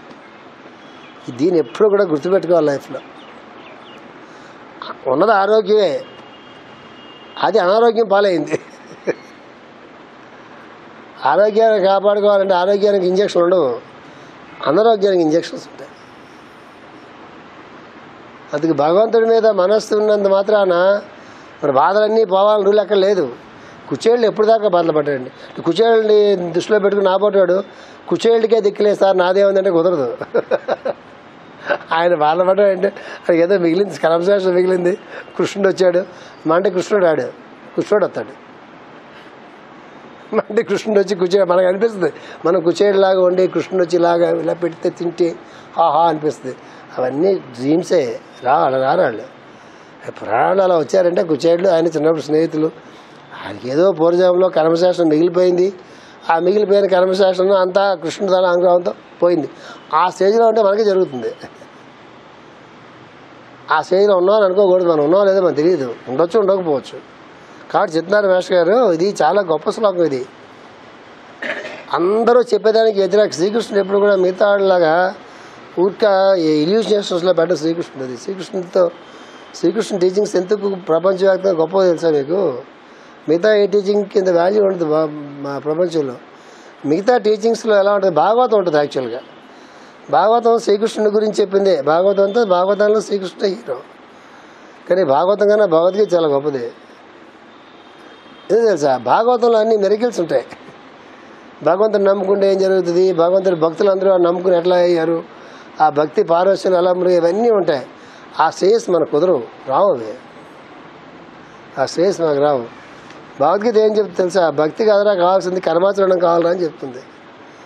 ఎట్లాంటి కర్మాచరణం కావాలంటే ఎక్కడెక్కడ బాగా కత్తిర్లు వేయాలో ఇంతవరకు మనం ఏం చెప్తున్నారు, ఆయన సత్కర్మాచరణం గొప్పది అని చెప్పుకుంటూ వచ్చారు. ఈ శ్లోకంలో ఏం చెప్తున్నారు? సత్కర్మాచరణం చేసినప్పుడు కూడా చిత్తశాంతి లభించట్లేదు సుమా అని చెప్తున్నారు. లభించదు సుమా అని చెప్తున్నారు. ఎందువల్ల? సత్కర్మాచరణం కూడా నువ్వు ఏదో రకమైనటువంటి కోరికతో ఎక్స్పెక్టేషన్ చేస్తున్నావు కాబట్టి ఇది దొరకదు సుమా అని చెప్తున్నారు. ఐశ్వర్యం ఎండమావలో ప్రయాణం చేస్తుంది కనుక తాము చేసిన సత్కర్మలచే సంస్కరింపబడదు. ఇట్టి వారికి కర్మలు తమ వాసనలో నండించినాయి కానీ మనసుని పరిశుద్ధి చేయవు. చేసిన ప్రతి సత్కర్మ కూడా మళ్ళీ కొత్తగా అంటిస్తుంది, కూడా అంటిస్తుంది. ఇప్పుడు టీవీలో వచ్చి కదా జరుగుతుంది. ఇప్పుడు టీవీలో వచ్చి అన్ని ఛానల్స్ వస్తాయి. అన్ని ఛానల్స్లో అందరూ పెద్దవాళ్ళు, ఎవరు చిన్నవాళ్ళు ఎవరు లేరు. ఉన్నవాళ్ళు అందరికీ గ్రేడింగ్ ఉంటుంది. ఉన్నవాళ్ళు అందరిలోకి సన్ముఖం సామయామ శర్మ గారు ఆయన ఉన్నవాళ్ళు పెద్దవాడు అంటే నా లెక్కల ప్రకారంగా. మీ లెక్కలో జాగ్రత్త కోడేశ్వర అయి ఉంటాడు, వేరే విషయం అది. అనేది బాగా అంటిస్తాడు. ఈ గుడికెళ్ళు అది వస్తుంది, ఆ గుడికెళ్ళు ఇది వస్తుంది. ఇక్కడ మొత్తం అంతా చెప్పేవాడు కల్లా అన్ని గుళ్ళకి జనాలు విపరీతంగా, అన్ని గుళ్ళు ఆయన వల్లే పెరిగిపోయాయి. జనాభాలు పెరిగిపోయారు బాగా. ఆయన లెక్చర్లు ఉన్న తర్వాత అన్ని గుళ్ళ జనాభాలు పెరిగిపోయారు. సామేశ్వరం అంత సింబాలని చెప్తే ఎక్కడ కదా మరి. గరికిపాటికి చాలామంది మాట్లాడుతూ ఉంటారు. అక్కడ ఒకటి చెప్పిన కానీ అంటించుకుంటూ ఉంటారు. ఇది ఆధ్యాత్మిక ప్రపంచంలో వదిలించుకోవడం కావాలి, అంటించుకోవడం కాదు. ఇప్పుడు అంటించుకున్నవి ఎక్కువ, వదిలించుకోవడం కావాలి. ఈయన అంటించుకుంటాం మనం, ఉన్నో చాలా. అంటే మనకి బెస్ట్ టీచింగ్ ఏంటి కదా, రూల్ ఉంది అసలు. Who is a best teacher అనేది ఒక రూల్ ఉంది.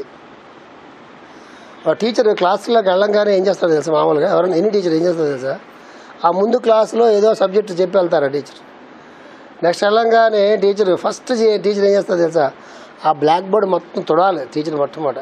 అంటే లాస్ట్ క్లాసులో చెప్పింది ఏది కూడా అక్కడ ఉండకూడదు. మొత్తం బ్లాక్ బోర్డ్ తుడిచి ఆ బ్లాక్ బోర్డ్ నీట్గా ముందు పెట్టాలి. సబ్జెక్ట్ మారింది కదా.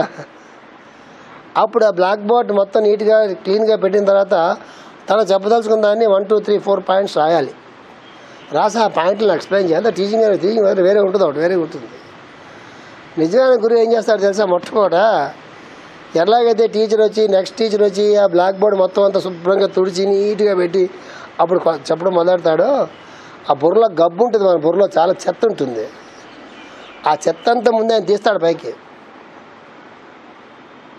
ఇది థీరీ. అది ఆ చెత్త అంతా ముందు బుర్రలోంచి పైకి తీయకుండా ఏది ఆ బుర్రలో పెట్టినా కూడా ఇది ఆ చెత్తలో కలిసిపోద్ది.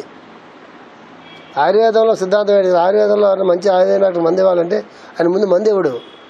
ముందు ఆయన పొట్టకు మందిస్తాడు. పొట్టకు మందించి ఒక వారం రోజులు ఇక్కడ పైచు అని ఉంటుంది, మనకి వాతం అని ఉంటుంది, ఇవి ఉంటాయి. అవన్నీ ముందు ఆ సర్ఫేస్ అంతా ముందు క్లీన్ చేసిన తర్వాత, ముఖ్యంగా పొట్ట ఈ భాగం అంతా మొత్తం క్లీన్ చేసిన తర్వాత అప్పుడు ఆయన వేయాల్సిన మంది అడ్మినిస్టర్ చేస్తాడు. అది కరెక్ట్ ఆయుర్వేదిక్ ప్రొసీజర్. అది వెంటనే మంది ఇవ్వడు. ఎందుకు? ఈ పొట్ట బాగాలేకుండా ఏ మంది దాంట్లో వేసినా కూడా పొట్టలో కరిగే కదా రక్తంలోకి వెళ్తుంది. అది ఆ మిగతా చెదార్థం కూడా కలిపి రక్తంలోకి వెళ్తుంది. అందుకే ఎవడే నిజమైన శిష్యుడు అంటే, గురువు నువ్వు ఇది చెయ్యి అని చెప్తే అది తప్ప ఇంకోటి ఇది చేయనటువంటి వాడు నిజమైన శిష్యుడు. వాడు దాన్ని మిగతా వాళ్ళతో కలుపుకుని, మిగతా టీచింగ్స్తో కలుపుకుని వీడి ప్రకారంగా అన్వయం చేసుకుని, వీడే దానికి ఒక రకమైన మార్గం ఏర్పాటు చేసుకుని, ఇదే ఆ మార్గం అనుకుని ఆ ప్రకారం వెళ్ళిపోతే ఏం తెలుసా? ఈ పొట్టలో ఎలాగైతే చెత్త అంతా ఉంటుండగా మందు వేస్తే ఆ చెత్త చెదాలకు కలిసి రకంలోకి వెళ్తుందో ఆ టీచింగ్ కూడా అలా అయిపోతుంది. ఇక మాస్టర్ గారి టీచింగ్లో ఎప్పుడు కూడా ఏది డౌట్ వదిలి, ఇంతవరకు మనం ఏమనుకుంటున్నాము? సత్కర్మలు ఆచరించినందువల్ల మనసులో ఉండే అన్ని మాలీలన్నీ పోతాయి, సత్కర్మ ఆచరిస్తే కర్మబంధం పోతుందని చెప్తున్నామే. అది కాదురా, సత్కర్మ ఆచరిస్తూ కూడా ఇంకా ఇంకా ఇంకా ఇంకా అంటించుకుంటూ ఉంటావు సుమా అని చెప్తున్నారు మేస్టర్. ఎందుకు అంటించుకుంటావు? ఈ సత్కర్మ చేస్తే ఈ ఫలితం వస్తుంది, ఈ సత్కర్మ చేస్తే కర్మబంధం పోతుంది, ఈ సత్కర్మ చేస్తే మరికేదో జరుగుతుంది, ఇది చేస్తే పుణ్యం వస్తుంది. ఇట్లా సిలబస్ ప్రకారంగా నువ్వు చేసుకెళ్తున్నావు కాబట్టి చెప్తున్నారు మేస్టర్ గారు. అట్టి వారికి కర్మలు తమ వాసనల నండించినవి కానీ మనసును పరిశుద్ధి చేయవు. భోగము చేతను ఐశ్వర్యము చేతను సంగము మిక్కిలిగా చెందువారు భోగైశ్వర్య ప్రసక్తులు. వారి చేతస్సు వానిచే అపహరించబడును. చేతస్సు అంటే లోపల శక్తి, అది అపహరించబడుతుంది. మనకి తెలిసిపోతుంటాయి, ఆ లెక్చర్లు మన నుండి తెలిసిపోతుంటాయి. పరమ గురువుల్లో ఒక పరమ గురువు ఒక ఆయన ఉన్నారు. ఆయన పేరు కౌంటీ సెయింట్ జర్మన్ అని అంటారు. రాకోజీ మాస్టర్ అంటారు, సింపుల్గా కౌంటీ సెయింట్ జర్మన్ అని అంటారు. ఆయన తపస్సు చేసుకున్నటువంటి ఒక కొండ కాలిఫోర్నియాలో ఉంది. లక్ష్మీ ఎప్పుడు లక్ష్మీ వెళ్తే చూడండి, అది మీ పిల్లలు తెలియవు, అలాగే తీసుకెళ్ళమండి, లేకపోతే శివాజీలు తీసుకెళ్తారు. కాలిఫోర్నియా రాష్ట్రం అమెరికాలో కాలిఫోర్నియా రాష్ట్రం, అమెరికాలో కాలిఫోర్నియా రాష్ట్రం ఒక్కటే స్పిరిచువల్ స్టేట్ అంటారు దాన్ని. అక్కడ చాలామంది అక్కడ తపస్సు చేస్తున్నారు కాలిఫోర్నియా రాష్ట్రంలో. అసలు ఒక స్టేజ్లో అయితే కాలిఫోర్నియా నుంచే వచ్చే 6th రూట్ రేస్ పుడుతుందని చెప్పి కూడా ఒక థియరీ ఉంటుంది. తర్వాత ఆ థియరీ మారిందన్నారు. కాలిఫోర్నియా అంతా మొత్తం మునిగిపోతుంది ఎప్పుడొకప్పుడు అన్నారు. ఎర్త్క్వేక్ జోన్ అంతా అది కాలిఫోర్నియా మొత్తం ఎర్త్క్వేక్ జోను. ఎప్పటికప్పుడు కాలిఫోర్నియా కలిసిపోతుంది కాలిఫోర్నియా సముద్రంలో అనేది చాలా రకాల ప్రిడిక్షన్స్ ఉన్నాయి. వాటి గురించి పక్కన పెట్టండి. ఆ కాలిఫోర్నియా స్టేట్లో మౌంట్ శాస్తా అని ఒక పర్వతం ఉంది. మౌంట్ శాస్తా. ఆ పర్వతం మీద ఈ కౌంటీ సెయింట్ జర్మన్ అనేటువంటి పరమగురు, 7వ పరమగురులో ఒక ఆయన రాకోజీ మాస్టర్ అంటారు ఆయన అక్కడ తపస్సు చేస్తున్నారు. ఆయన తపస్సు చేసిన గుహ ఎప్పుడు కూడా శాస్తా పర్వతం మీద ఎక్కడో ఉంది. ఎక్కడుందో ఎవరికి తెలియదు. ఆ కొండ మీద చాలామంది, అది పిలిగ్రిమేజ్ ప్లేస్, అది లేకపోతే టూరిస్ట్ ప్లేస్, అది చాలామంది వెళ్తుంటారు. మన వాళ్ళు ఎక్కువ వెళ్తుంటారు. ఆ మాస్టర్ గారంటే ఆ పరమ గురువులు ఆయన 7గురులో ఆయన స్పెషల్. ఆయన అంటే ఒక గ్లామర్ మన వాళ్ళు చాలామందికి. ఎందుకు గ్లామర్ తెలుసా? హీ ద రిచెస్ట్ మాస్టర్, అదే గ్లామర్ అక్కడ. అంటే ఏంటి, ఎవరికి గ్లామర్ ఉంటుంది? నాకంటే గ్లామర్ లేదు, నాకంటే గౌరవం ఉంది, భక్తి ఉంది, గ్లామర్ లేదు నాకు. ఎందుకు? రిచ్ కాదు కదా. ఇప్పుడు రిచ్ మాస్టర్లకి అంటే గ్లామర్ ఉంటుంది. ఎంచేత రిచ్ మాస్టర్కే మాస్టర్ రిచ్ కాబట్టి అసలు ఐశ్వర్యంలో తప్పు లేదు. అంటే వాడికి వీడు రిచ్ కాబట్టి వీడికి సపోర్ట్ కావాలి. మా వరమేరు ఉండేవారు మొట్టమొదట. ఏది ఆయన మా ఫౌండర్ ఆఫ్ ది జగద్గురుపేట, ఆయనే ఫౌండర్ మాస్టర్ గారిని. ఆ మాస్టర్ గారు అయితే ట్రస్ట్ పెట్టించారు. ఆయన ఎప్పుడు ఒరే రాజు ఉంటే మనం రాకోజీ మాస్టర్లో ఉండాలి రా అన్న. గ్లామర్ ఏంటి? ఈయనకి డబ్బులు సంపాదించాలి లేవా, బాగా రిచ్ అయిపోవాలి లేవా. రాకోజీ మాస్టర్ ఫోటో చూస్తే మీ అర్థమవుతుంది. ఆయన టోపీ నిండా మళ్ళు ఉంటాయి, టోపీ నిండా డైమండ్స్ ఉంటాయి, పెద్ద కోట్ ఉంటుంది. ఆ కోట్ నిండా వెంకటరమణమూర్తికి బ్రహ్మోత్సవాల్లో వేస్తారే, ఏవి నేను ఇప్పుడు చూడలేదు అనుకోండి, ఆ టైంలో వెళ్ళాం మనం. అంటే బ్రహ్మోత్సవాలకు ఎందుకు వెళ్ళాలి తెలుసా? బ్రహ్మోత్సవాలకు వెళ్ళి పిచ్చకిండకి వెళ్తారు. బ్రహ్మోత్సవాలకు సంప్రదాయం ఉంది. బ్రహ్మోత్సవాల్లో మాత్రమే వెంకటరమణమూర్తి దగ్గర ఉండేటటువంటి ఆ మరకత మాణిక్యాలు, వాడ్యూర్యాలు, నవరత్నాలు, ఈ మొత్తం అన్నీ ఉంటాయి ఖజానాలో, అవన్నీ పట్టుకొని తొడుగుతారు ఆయనకి. చూడడానికి కాదు వెళ్ళటం, వాటి మీద కాంతులు పడి, ఆ లైట్స్ వెలిగిస్తారు కదా నేతిదీపాలు, ఆ కాంతులు ఆ మళ్ళ మీద పడి ఆ రిఫ్లెక్షన్స్ ఎవరికైతే తగులుతాయో వాళ్ళకి ఆ నవగ్రహాలు అనండి, లేకపోతే ఆ నవరత్నాలు అనండి, ఏమన్నానండి, అవి పడితే ఆరోగ్యానికి చాలా మంచిది అని చెప్పి ఒక సైన్స్ అది. ఆ రోజుల్లో దగ్గరదాకా వెళ్ళేవాళ్ళు కాబట్టి ఇప్పుడు మనం దూరం నుంచే తోసేస్తున్నారు. ఆ మళ్ళు కాంతులు పడేది లేదు, పాడు లేదు, ఏం లేదు, అలా వెళ్ళిపోతుంది. బ్రహ్మోత్సవాలు అంటే అందరూ ఒక పుణ్యం వస్తుంది చెప్పి వెళ్ళిపోతుంటారు. ఆ సైన్స్ వేరు, భక్తి వేరు, రెండింటికి ఎప్పుడు లంకి కుదరదు. బ్రహ్మోత్సవాల థియరీ ఏంటంటే మొత్తం అలంకరణలో చూడండి, అలా లైట్లన్నీ కూడా మన మీద పడితే మన నాడీ మండలం పరిశుద్ధి అవుతుంది అనేటటువంటి థియరీ, బ్రహ్మోత్సవాల థియరీ యాక్చువల్గా. అది అలా పక్కన పెట్టండి. అట్లా ఉంటుంది మేకప్. ఎవరిది? రాఘోజీ మాస్టర్ గారికి. ఆయన కోటు మొత్తం అంతా అలా ఉంటుంది. మన గ్రూప్లో కొంతమందికి జగద్గురుపేటలో అంటే పెద్ద గ్లామరు. ఎందుకు గ్లామరు? ఒకటే కారణం, నువ్వు రిచ్గా ఎందుకున్నావు? రాఘోజీ మాస్టర్ రిచ్ కదా. నా పోటాడికి కుచేలుడు, ఫర్ ఎగ్జాంపుల్స్, వీళ్ళందరూ ఎందుకంటే వీళ్ళంతా పేద బ్రాహ్మణే. అని చేత మనకేమో వీళ్ళు వచ్చారు మనకి. ఆ కుంతి, ఇప్పుడు అవే ఎగ్జాంపుల్ చెప్తుంటా కదా మీకు. నానా బాధలు పడింది. మొట్టమొదటి చివరి దాకా బాధలు తప్ప అడిగే సౌఖ్యం లేదు. పిల్లలు అందరూ పెద్దవాళ్ళు, వాళ్ళు బాధలు పడ్డారు పేపించి.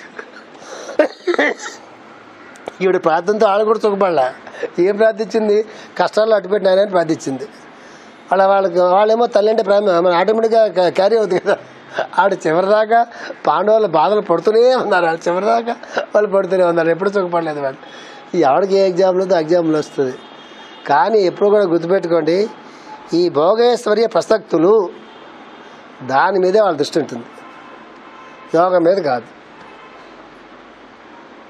వచ్చిన అప్రయత్నం వచ్చిందనుకోండి, వస్తే దాని మీద ఉండక అవసరం లేదు కదా, దాన్ని మల్టిప్లై అవసరం లేదు. కొంతమందికి వస్తుంది, అక్కడ పూర్వజంలో సత్కరం చేసుకుని ఉంటారు, పూర్వజంలో పుణ్యం చేసుకుని ఉంటారు, పూర్వజంలో 10 మందికి అన్నం పెట్టుంటారు, పూర్వజంలో దేవాలయాలకు సహాయం చేస్తుంటారు, పూర్వజంలో ఏదో మంచి పనులు చెట్లు నాటుంటారు, సత్రాలు కట్టుంటారు, ఏం చేస్తుంటారు వాళ్ళు. పూర్వజంలో ఏం చేస్తారు కాబట్టి ఈ జంలో వాళ్ళకి ఆ అనుభవం అంతా సౌఖ్యంగా వాళ్ళకి వచ్చింది. వాళ్ళని చూసి మనం ఏడిస్తే మనకేం వస్తుంది? రాదు కదా, ఏడుపు మిగులుతుంది. ఏడ్చే వాళ్ళందరికీ ఒకటే తీరి, నువ్వు ఏడిస్తే నీకేం రాదు, ఏడుపు మిగులుతుంది, ఏడుపు పెరుగుతుంది, ఏ రాదు. అసహ్యలేదానికి అసలు ప్లేస్ లేదు ప్రపంచంలో. ఏడిస్తే ఏమొస్తుంది? మాకు ఏడుపు కొట్టు ముఖం అని తెలుస్తుంది, వచ్చేది కూడా రాదు. కాంపిటీషన్ అనేది ప్రపంచంలో అసలు నాకు వాడికి మీనింగే లేదు. నువ్వే అదొకటో అదవు, నువ్వు పక్కడితో ఎందుకు కాంపిటీషను చెప్తున్నారు మేషాలు. అట్టి వారికి తన కర్మలు తమ వాసనలు అందించినవి కానీ మనస్సు పరిస్థితి చేయవు. భోగము చేతను ఐశ్వర్యము చేతను సంగము మిక్కిలిగా చెందువారు భోగైశ్వర్య ప్రసక్తులు. వారి చేతస్సు వారి చేత అపహరింపబడను. ఇక కర్మాచరణలో కానీ కర్మసంగ పరిత్యాగంలో కానీ బుద్ధి పనిచేయదు. కర్మసంగ పరిత్యాగానికి బుద్ధి పనిచేయదు, కర్మాచరణానికి కూడా బుద్ధి పనిచేయదు. కర్మాచరణం నందు బుద్ధి పనిచేయనిదే కౌశలము చేయకూడదు. కర్మాచరణం నందు బుద్ధి పనిచేయనిదే కౌశలము చేయకూడదు. కర్మ ఆచరిస్తుంటేనే ఎలాగ పనులు చేయాలో, ఎంతవరకు పనులు చేయాలో, ఎట్లాంటి పనులు చేయాలో, ఎట్లాంటి పనులు చేస్తే జీవితానికి సార్థకత అనేది ఏర్పడుతుందో, ఎట్లాంటి పనులు చేస్తే కర్మబంధ విచ్ఛేదం జరుగుతుందో, ఎట్లాంటి పనులు చేస్తే మనస్సుకి శాంతి లభిస్తుందో అది మనస్సుకి తట్టాలి. ఈ ఒకడు చెప్తే రాదు, అది బాగా గుర్తుపెట్టుకోండి. దాన్నే స్ఫురణ అంట, అంతఃస్ఫురణ అంటాం మనం. అంతఃస్ఫురణ కావాలంటే అంతఃశుద్ధి కావాలి. అంతఃశుద్ధి కావాలంటే పెద్ద ప్రోగ్రాం అందరూ ఉండకూడదు, గుర్తుపెట్టుకోండి. ఎక్కువ ప్రోగ్రాం మనసులో పెట్టినవాడు ఎప్పుడు కూడా పనులు చేయలేడు. వాడు చేసే పని మీద మాత్రమే ప్రోగ్రాం ఆడుకుంటాడు. టూ మెనీ ప్రోగ్రామ్స్ పెట్టుకుంటే ఎప్పుడు వాడు పనులు చేయలేడు. ఆ ఫోకస్ అది డైవర్ట్ అయిపోతుంది. అందువల్ల లోపు నుంచి ఏ పని మన క్షేమం, ఏ పని మన కుటుంబానికి క్షేమం. అదే కొంతమంది, మీరు నమ్ముతారు నమ్మరో, కొంతమంది ప్రిడిక్షన్స్కి వస్తారు. రావడం జాతకం పట్టుకొస్తాడు. ఎవరైనా జాతకం పట్టుకొస్తే నాకు రిటర్న్స్ వస్తుంది మొట్టమొదట. ఎవడన్నా పట్టుకుంటే ఎవడో మా ట్రస్ట్ వాడు ట్రస్ట్ అంటాడు, డిస్ప్లే మీద పెద్ద ట్రస్ట్ వాడు అంటారు. వాడు పట్టుకొచ్చేసి వచ్చే రూమ్లోకి, ఏం కావాలి నీకు, అదే సాయం చేసి పెట్టాం, మనకి ఎవరు సాయం చేసి పెట్టారు, బాగానే ఉంది, లాస్ట్ ఏదో ఫీజు తగ్గించి పెట్టాం, ఈ సంవత్సరం వాడు ఉట్టే చదివిస్తున్నారు, అంత బాగుంది, అంతా వెళ్ళిపోతుంది. వస్తూ బ్యాగ్ వేసుకొచ్చాడు. ఏం కావాలి నీకంటే, జాతకం చూడండి సార్ అన్నాడు. వాడు బయటకు పోవాలి. వాడికి ఇంకా బాగుపడే రోజులు రాలేదన్నమాట. వాడికి ఏం కావాలి, సొల్యూషన్ కావాలి. వాడు మనకు ప్రిస్క్రైబ్ చేస్తాడు, నా జాతకం చూసి సొల్యూషన్ చెప్పమని. జాతకం బాగుంటే వాడు అలా ఉండదు కదా. అసలు ఇక్కడ కామన్ సెన్స్ బయట ఏంటంటే, నిజంగా జాతకం బాగుంటే వాడు ఆ స్థితిలో ఎందుకుంటాడు అసలు. వాడికి ఏం కావాలి, వాడు ఏం చేస్తే బాగుంటాడో అది కావాలి వాడికి. దానికి వాడు మా సిలబస్ చెప్తాడు. ఏం చెప్తాడు, మీరు నా జాతకం చూసి చెప్పండి చెప్తాడు. వాడు జాతకం అదే కనిపిస్తుంది. సరే కాదులే అని చెప్పి ఎవరికో ఫోన్ చేసేవారు, ఎవడ ఉన్నాడు, నేను లాస్ట్ టైం సాయం చేసి పెట్టాను, చదివించండి, డబ్బులు ఇవ్వండి అవి చెప్తే అలా ఆవిడ కళ్ళలు పెట్టిన సార్ సంతోషం అంటే, వాళ్ళకే నీకేం సాయం చేయట్లేదమ్మా, చెప్పాను అంతే, బయట పదండి సార్, జాతకం ఎప్పుడు చూస్తారు సార్ అన్నాడు. బయటకు పోతే అలా చూస్తాను అన్నాడు. వాడికి బాగుపడే టైం రాలేదు. వాడికి ఇట్స్ వెరీ క్లియర్. వాడు ఎవరి దగ్గరికి వెళ్తున్నాడు, వాడికి ఏం సహాయం కావాలో వాడికి ఆ స్టేచర్ లేదు, వాడికి తెలిసిన స్టేచర్ లేదు. వాడు ఆ ప్రోడక్ట్, వాడు ఎక్కడి నుంచి వచ్చిన ప్రోడక్ట్ అయితే ఆ అసోసియేషన్ బంద్ చేస్తాడు. పడిపోను.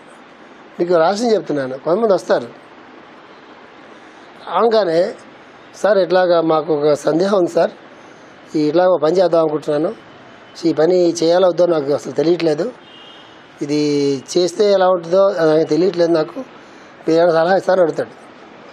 చాలా సింపుల్గా, అంటే వాళ్ళు ఎంత క్లీన్ షీట్తో వస్తారంటే మైండ్లో చాలా క్లీన్ షీట్తో వస్తారు వాళ్ళు. వెరీ క్లీన్ షీట్ అనమాట. రాగానే తెలిసిపోద్ది, వైబ్రేషన్ తెలిసిపోద్ది.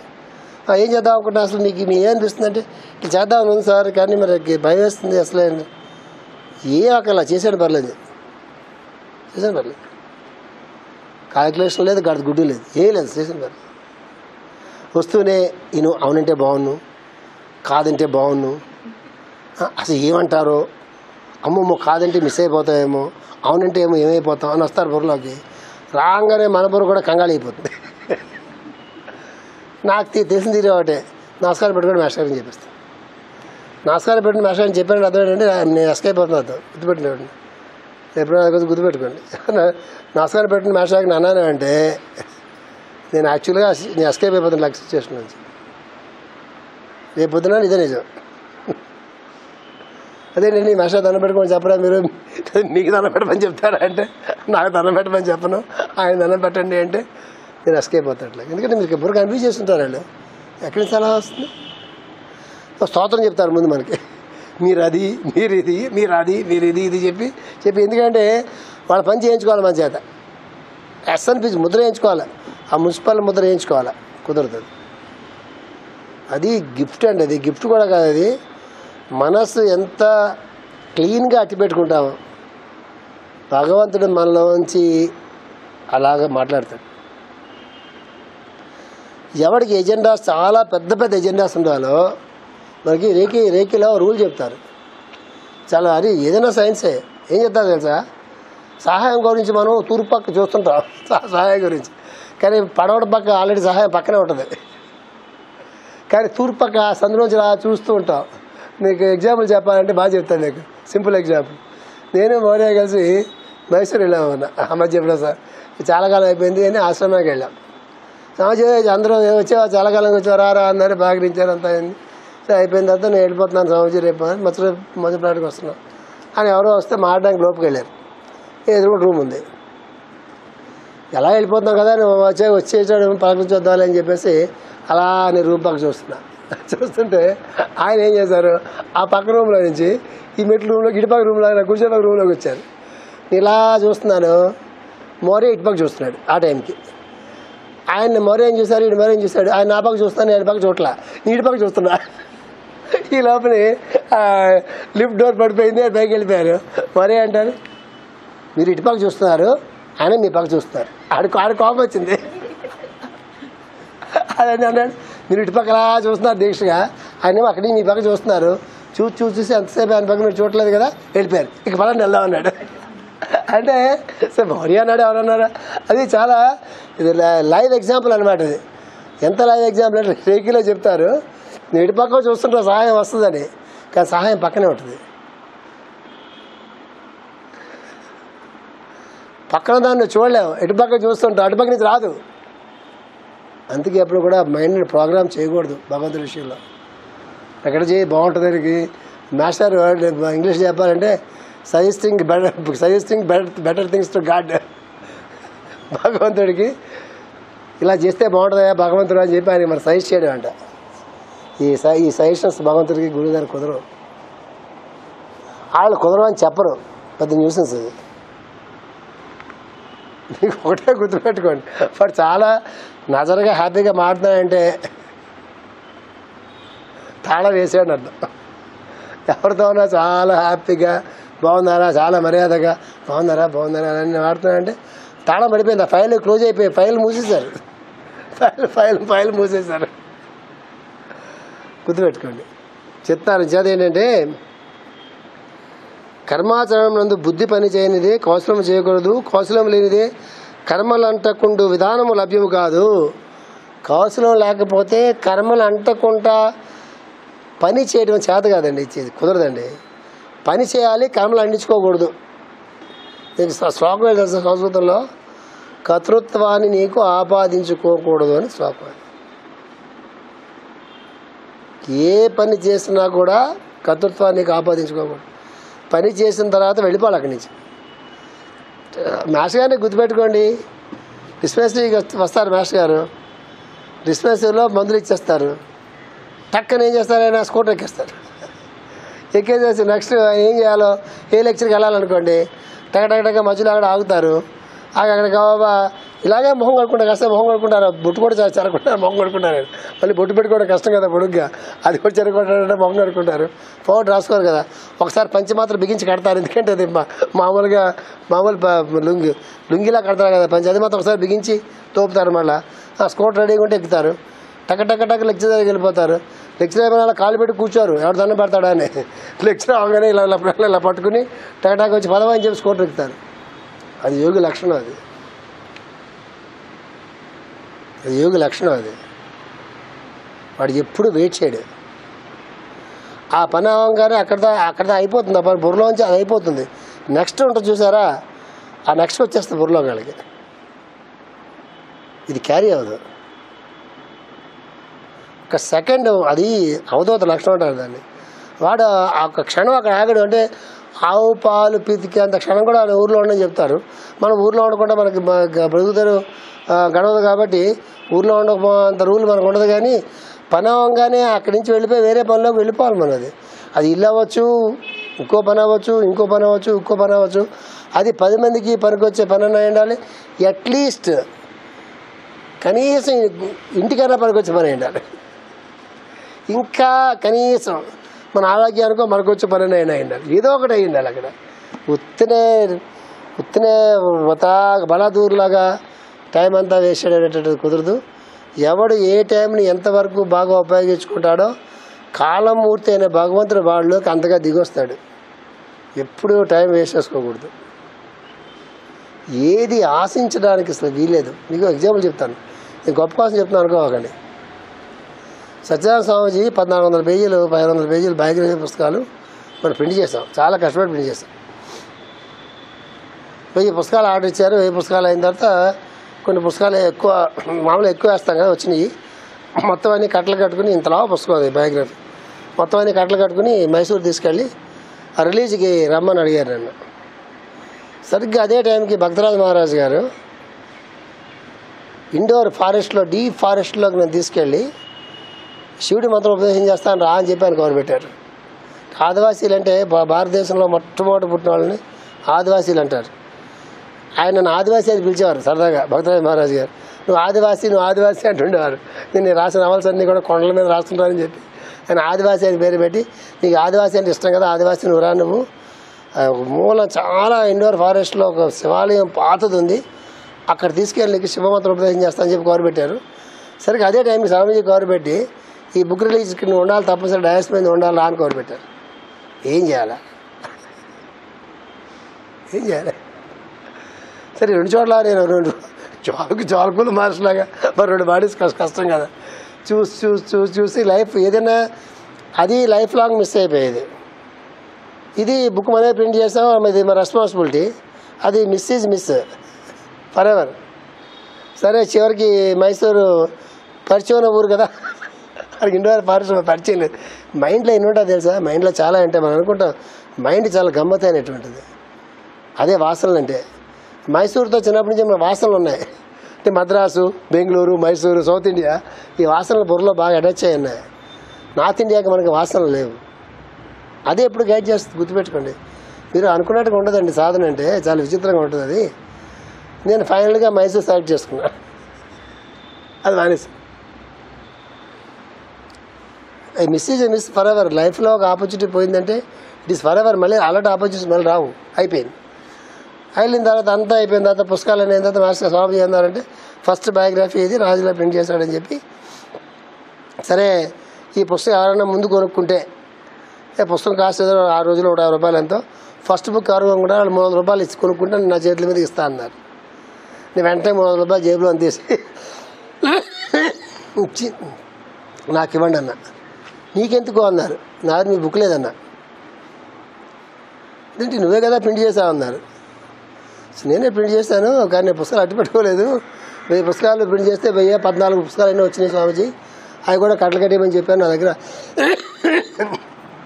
శాంపుల్ కాపీ కూడా నేను పెట్టుకోలేదు, మీకు ఇస్తే నాకు పుస్తకం కావాలి కదా అన్న. ఆయన ముఖంలో సర్ప్రైజ్ చూస్తానండి ఇప్పటికీ నేను మర్చిపోలేను. అది మన గురువుకు మనం ఇచ్చే వాల్యూ, మనకు మనం ఇచ్చుకునే వాల్యూ కాదు. మన గురువుకు మనం ఇచ్చే వాల్యూ అది. ఒక్కసారి స్వామీజీ ఆశ్చర్యపోయి అందరినీ చూడండి, వాడిని చూడండి, పుస్తకాలు ప్రింట్ చేశాడు, 1000 పుస్తకాలు ప్రింట్ చేశాడు, 14 పుస్తకాలు ఎక్కువ వచ్చినాయంట, అవి కూడా పట్టుకొచ్చాయట, ఇప్పుడు కొనుక్కుంటాట దగ్గర.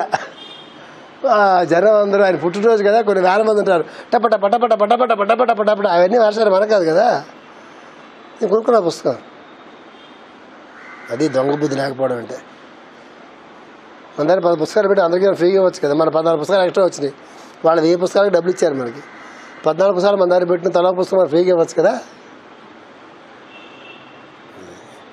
అమ్మ నాన్న తగ్గించి రావాలి ఆ జీన్ ఉంది, అమ్మ నాన్న తగ్గించి రావాలి ఆ జీన్. అది లేకపోతే కష్టపడి మనం సాధించుకోవాలి, అది కష్టపడి సాధించుకోవాలి. దాని విలువ డబ్బుల్లో లెక్క పెడితే కొన్ని కోట్ల రూపాయలు ఉంటుంది. ఒక 100 కోట్లు వేసుకోండి దాని విలువ. మనం తీసుకుంటే ఏమవుద్ది అనిపిస్తుంది మనకి, అనిపిస్తుంది. ఏదైనా పని చేసామనుకోండి, లాజిక్ ఎలా ఉంటుంది తెలుసా, ఇంత కష్టపడి పని చేసాం కదా, కొంత తీసుకుంటే నష్టం ఏముంది, ఎవడో తీసుకుంటాడుగా, ఎవరికైతే ఇస్తారుగా, వాడి సంగతి నీకు ఎత్తుకురా, నీ సంగతి ఆడమే కదా. ఆధ్యాత్మిక యోగంలోకి ఎందుకు వచ్చావు నువ్వు? వాడు ఎవడి గురించో నువ్వు ఆడడానికి వచ్చావు, నీ గురించి నువ్వు వచ్చావు, వాడు ఎవడి గురించి నీకు ఎందుకు వస్తుంది? ఎవరి సాధన కోసం వాడు వచ్చాడు ప్రపంచంలోకి, లేకపోతే అసలు వేస్టే ఇది, అసలు ఈ ఫీల్డే వేస్ట్. అందువల్ల ఆ బుద్ధి ఉంది చూసారా, ఆ ఐడియా రావడం చూసారా, ఏ ఐడియా, ఆ 14 పుస్తకాలు కూడా ఆయనవే మనకు కాదని ఐడియా ఉంది చూసారా, అది చాలా తెలివైన ఐడియా అది నన్ను అడిగితే. ఎందుకంటే ఆ బుక్కి అయితే 150 రూపాయలు. అక్కడికి వెళ్ళిన తర్వాత ఆ విషయం వాళ్ళు చెప్పిన తర్వాత ఆ 2000 మందో 3000 మందో 4000 మందో వాళ్ళు చెప్పి ఇలా ఉండాలి కావచ్చు ఆధ్యాత్మిక ప్రపంచంలో అని చెప్పి ఒక భావన వాళ్ళకి వెళ్ళిందే. మీరు చెప్పాను లేదో, అలాంటివి నాకు చాలా ఎక్స్పీరియన్స్ ఉన్నాను నా లైఫ్లో. నేను చాలా ఆనందించేవి, నేను గర్వపడ్డాను చెప్పి ఆనందించేవి. నేను ఆస్ట్రేలియాలో 1 మంత్ ఉన్నప్పుడు నా క్లాసెస్కి $200 ఇస్తున్నారు వాళ్ళు. 95లో నా క్లాస్కి అటెండ్ కావాలంటే they have to pay $200 just for 5 days. సోమ మంగళ బుధ లక్ష్మి శుక్ర $2000 అంటే ఎంత తెలుసా? ఆ రోజుల్లో 8,000 రూపాయలు 9,000, ఆ రోజుల్లో 9,000 రూపాయలు. నాకు దాదాపు 100 మంది స్టూడెంట్స్ వచ్చారు. ఆ ఫీజు అంతా ఆశ్రమం తీసుకుంది. మధ్యలో అస్ట్రాలజర్ కదా అని చెప్పి ఎవరు అడిగారు, ప్రిడిక్షన్స్ కూడా ఇస్తారా అని అడిగితే, స్వామీజీని అడిగితే ఇమ్మనండి పర్లేదు, ఆ డబ్బులు రాజుని తీసుకోమండి, ఎలా కలెక్షన్స్ మనం తీసుకున్నాం కదా, ఫీజు డబ్బులు మనం తీసుకున్నాం కదా, అది రాజుని తీసుకోమండి పర్లేదు అన్నారు. ఏవి కన్సల్టేషన్. నా కన్సల్టేషన్ ఫీ అని తెలుసా? $100.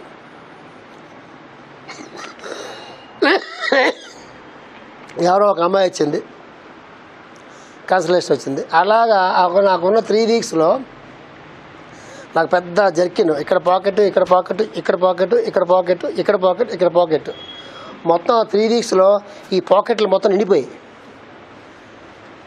డచ్ మార్క్స్, ఆస్ట్రియన్ ఫ్రాంక్స్, తర్వాత పౌండ్స్, డాలర్స్, ప్రపంచంలో ఎన్ని కరెన్సీస్ ఉన్నాయో, జపాను, ఈ మలేషియా, ఈ కంట్రీస్ తప్పిస్తే ఆల్ మేజర్ కంట్రీస్ తాలూ కరెన్సీ మొత్తం అంత నిండిపోయి, ఇది ఇది ఇది ఇది ఇది ఇది నిండిపోయి ఇంత త్రావ అయిపోయాయి జేబులు. స్వామి శిష్యులు అందరూ ఏంటి కొత్తగా వచ్చాడు, ఫస్ట్ టైం వచ్చాడు, ఈ కలెక్షన్ అంతా ఏంటికి, ఇది మమ్మల్ని ఎవరు పట్టించుకోవట్లేదు, ఈ కలెక్షన్ అంతా ఏంట్రా అని చెప్పి అటా చూస్తున్నారు నా పక్క. నేను ప్రతిరోజు రాత్రి ఇంటికి వెళ్ళటం, ఈ ఎన్ని డాలర్స్ వచ్చినాయి, ఎన్ని పౌండ్లు వచ్చినాయి ఎక్కడ వేసుకోవడం, అలా ఇచ్చిన వాళ్ళ పేర్లు రాసుకోవటం, అలా మెయింటైన్ చేసి అవి మాత్రం ఈ జేబులో పెట్టవే. రూమ్లో పెట్టేవాడు పడిపోతే కష్టం కదా, ఓపెన్ రూమ్లో పెట్టుకుని పోయటం అదంతా అయిపోయింది. రేపు పొద్దున్న వెళ్తున్నాం, చెకోస్లోవేకియాకి వెళ్తున్నాం. స్వామిజీతో నేను 10 నిమిషాలు మాట్లాడుతాను, టైం ఇస్తారని అడిగితే ఆయన రమ్మన్నా. అప్పుడు అందరూ ఫేర్వెల్ ఫంక్షన్ అవుతుంది, అందరూ అన్ని దేశాలు కూర్చున్నారు, రాజు మీద మాట్లాడతారంటే రమ్మనగానే వెళ్ళాను. ఏంటి ఏం మాట్లాడతావు, ఏంటి ఇండియా వెళ్ళిపోతావు, ఏంటి బెంగ పెట్టినావా మీ ఆవిడ మీద మీ పిల్లల మీద అన్నారు. లేదండి అన్నారు. చెప్పి వెళ్ళిపోతా అంటే పంపి చెక్కులు తీస్తా అన్నారు. అక్కలే స్వామిజీ అన్న, ఇంటికి వచ్చి ఏం కావాలన్నారు. ఒక్క 5 minutes టైం చెప్పర్లేదు. ఈ పాకెట్లోంచి డింగ్, ఈ పాకెట్లోంచి డచ్ మార్క్, ఈ పాకెట్లోంచి పౌండ్స్, ఈ పాకెట్లోంచి డాలర్స్, మొత్తం ఈ టేబుల్ ఉందండి, ఆ టేబుల్ మొత్తం నిండిపోయింది. బ్యాక్ పాకెట్లోంచి అకౌంట్ షీట్, ఏంటిదంతా అని అడిగారు. స్వామీజీ నేను నాకు కన్సల్టేషన్ డబ్బులు ఇవన్నీ అన్న. నాకెందుకు ఇస్తున్నావు అని అడిగారు. మీ డబ్బులే కదా అన్న. ఆ డబ్బులు ఏంటి, నేను ఆల్రెడీ డబ్బులు తీసుకున్నాం కదా, మీ ఫ్యూచర్ డబ్బులు తీసుకున్నాం కదా, మీ కన్సల్టేషన్ నేనేమని చెప్పాను కదా అన్న. మీరు నావేం చెప్పారు కానీ వాళ్ళందరూ చూపించా. వీళ్ళందరూ నాకు ఇచ్చేటప్పుడు మీకని చెప్పి నాకు ఇచ్చారు వాళ్ళు. కాస్త అడగండి వాళ్ళు. నాకు ఇచ్చేటప్పుడు వాళ్ళందరి మనసులో మీరున్నారు. నాకు ఇస్తే మీకు తెలుస్తుంది, మీరు వాళ్ళకి బ్లెస్సింగ్ ఇస్తారు, వాళ్ళు ఏ సమస్య నాకు వచ్చారో ఆ సమస్యలకు పరిష్కారం మీ ద్వారా దొరుకుతుందని చెప్పి వాళ్ళు నాకు ఇచ్చారు. అవును కదా, అడగండి వాళ్ళు. ఎస్ ఎస్ ఎస్ ఎస్ ఆంధ్రచేతి yes Raju is right right right. వాళ్ళ సమస్య పరిష్కారం దొరకాలంటే ఈ డబ్బులు మీరు తీసుకోవాలి. స్వామీజీ అండి అసలు ఆయనకి అసలు మతిపోయిందండి. అసలు ఎక్స్పెక్ట్ చేయలే ఆ టర్న్. అసలు శిష్యులందరూ ఉన్నారు. ఆయన అన్నారు, అదిరా వాళ్ళ గురువు వాడికి ఇచ్చిన ట్రైనింగ్, చూడరా వాడిది కాదు ఇదంతా. ఈ 1 వీక్ నుంచి ఆయనకు మోస్తుంటారు కదా, రాజు డబ్బులు సంపేస్తాడండి. ఇన్ని రోజుల నుంచి మరి మీరందరూ ఏమనుకున్నారో వాడి గురించి నాకు తెలియదు. అది రాజండి అని చెప్పి టక్కన వేసుకున్న ఆరెంజ్ కలర్ స్వెటర్ ఉంటుంది. ఆ స్వెటర్ పైకి తీసి ఇచ్చి, రాజు నీ స్వెటర్ తీసి పక్కన పెడితే వేసుకో, నేను ఇస్తాను, గురువు శాస్త్రోత్సవం చెప్పి నాకు ఇచ్చారు. అది ఎన్ని కోట్లు పెడితే వస్తుందండి? అది ఎన్ని కోట్లు? అది నా కొడుకు రాదా లక్షణం? షూర్గా వస్తుంది, ఖచ్చితంగా వస్తుంది. మళ్ళీ ఒక జన్మ అంటూ ఉంటే ఆ లక్షణం నాతో రాదు. అదే నాతో వస్తుంది, మిగతా రావు. బాలబాటు నాతో రాదు, మచిలీపాటు నాతో రాదు, అది వస్తుంది. అది ఇంకా పెరిగి వస్తుంది. అది ఒక్కడే వస్తుంది నాతో, మిగతా రా. మంది ఎవరితో ఏమీ రావు అసలు ప్రపంచంలో. ఏం చెప్తున్నాను మీకంటే, ఆ తట్టడం ఉంది కదా, ఆ తట్టడం మన గొప్పతనం కాదు. లోపున్న వాడు తట్టించాలి. అరే ఇచ్చేరా పుచ్చుకోరా అని లోపల అంటుంటాడు చూసారా వాడు. అరే ఇచ్చేరా అంటే వాడు లోపల చెప్తే కదా మనకి ఇవ్వాలనే ఆలోచన వస్తుంది. మీరు ఎస్కేప్ అవ్వచ్చు ఈ థియరీ ప్రకారంగా. వాడు చెప్పట్లేదు సార్ ఇమ్మని. మీరు ఎప్పటి నుంచి ఏం చెప్పాలంటే, సార్ మాకు చెప్తే నీకులాగా మేము ఇస్తాం సార్, వాడు చెప్పట్లేదు సార్, ఉంచుకోరా అంటే చెప్తున్నారు సార్. దానికి అప్పీల్ లేదు. అదే అందువల్ల ఇవన్నీ నేను నా గురించి చెప్తున్నాను అనుకోమాకండి. గురువు అంటే అలా దిగాలి. అట్లాంటి గురువుని ఎంచుకుంటే మనకి ఇలా లక్షణాలు వస్తాయి. ఎవరినైనా ఎంచుకుంటే అంటించుకోవాల్సి వస్తుంది మిగతా అన్నీ కూడా. అది పని చేస్తే చెప్పి ఆపేస్తాను.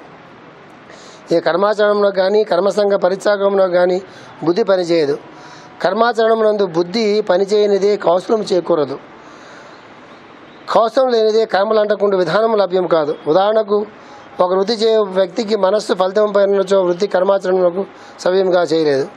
మనస్సు ఫలితములందు కళలు గనుచుండగా వృద్ధి దెబ్బతిన్ను. సంగము హెచ్చుట కర్మసిద్ధి భ్రష్టం ఒకట రెండును ఒక్క మారే ప్రాప్తించును. అట్లా కాక కర్మాచరణములో ఇతరులకు పనికి వచ్చుటకు అని జ్ఞప్తించుకున్నచో దృష్టి ఫలములపై ఉండదు. లోకహితార్థమైన కర్మ ఎప్పుడును వర్ధిల్లును. లోకహితం కోసం చేసే పని ఏదైనా సరే ఖచ్చితంగా వర్ధిల్లుతుంది. ఫలితముపై వ్యక్తము కానట్టి మనస్సు బుద్ధి ఎందు లయించును. ఫలితం మీద మనస్సు ఎవరికైతే ఉండదో వాళ్ళ మనస్సు ఎక్కడికి వెళ్ళిపోతుంది? అంతర్ముఖం చెందుతుంది, బుద్ధిలోకి లయం చెందుతుంది.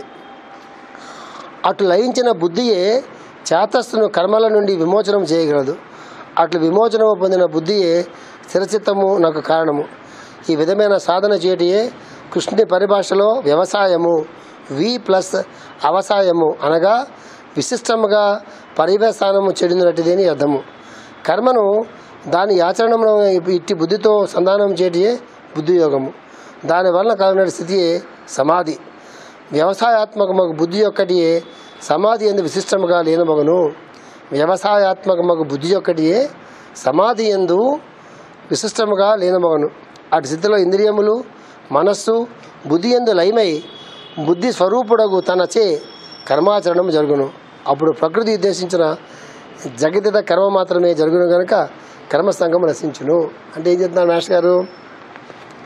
మనం సంకల్పించి పనులు చేయడం కాకుండా కర్మసంఘం మనం వదిలించుకోవడం లాంటి కార్యక్రమాలు మనం పెట్టుకోకుండా లోకహితం కోసం పనిచేస్తున్నప్పుడు వ్యవసాయాత్మకమైన బుద్ధి అని ఎక్స్ప్లెయిన్ చేస్తారు. అట్లాంటి బుద్ధి ఉన్నప్పుడు కర్తృత్వం మనం పెట్టుకున్నప్పుడు లోకహితం గురించి మన ద్వారా ఏ పనులు జరగాలో ఆ పనులు మాత్రమే మన ద్వారా జరుగుతాయి తప్ప అక్కర్లేని పనులు ఏవి కూడా మన ద్వారా జరగవు సుమా అని మాస్టర్ చెప్తున్నారు. ఇది చాలా అద్భుతమైనటువంటి శ్లోకం. ఇది మాస్టర్ గారు ఇచ్చినటువంటి వ్యాఖ్యానాల్లో శ్లోకాలకి ఆచరణమైన వ్యాఖ్యానాలు కొన్ని ఉంటాయి. మాస్టర్ ఇచ్చినటువంటి ఫిలసాఫికల్గా కాకుండా ఇది చాలా గొప్ప శ్లోకం. ఇది ఇంటికి వెళ్ళదు మనం చదువుకోండి. స్వస్తి ప్రజాభ్య పరిపాలయంతాం యయేన మార్గేణ మహీమహీష గోబ్రాహ్మణేభ్యः శుభమస్తు నిత్యం. లోకాः సమస్తాः సుఖినో భవంతు. లోకాः సమస్తాः సుఖినో భవంతు. లోకాः సమస్తాः సుఖినో భవంతు. ఓం శాంతి శాంతి శాంతి.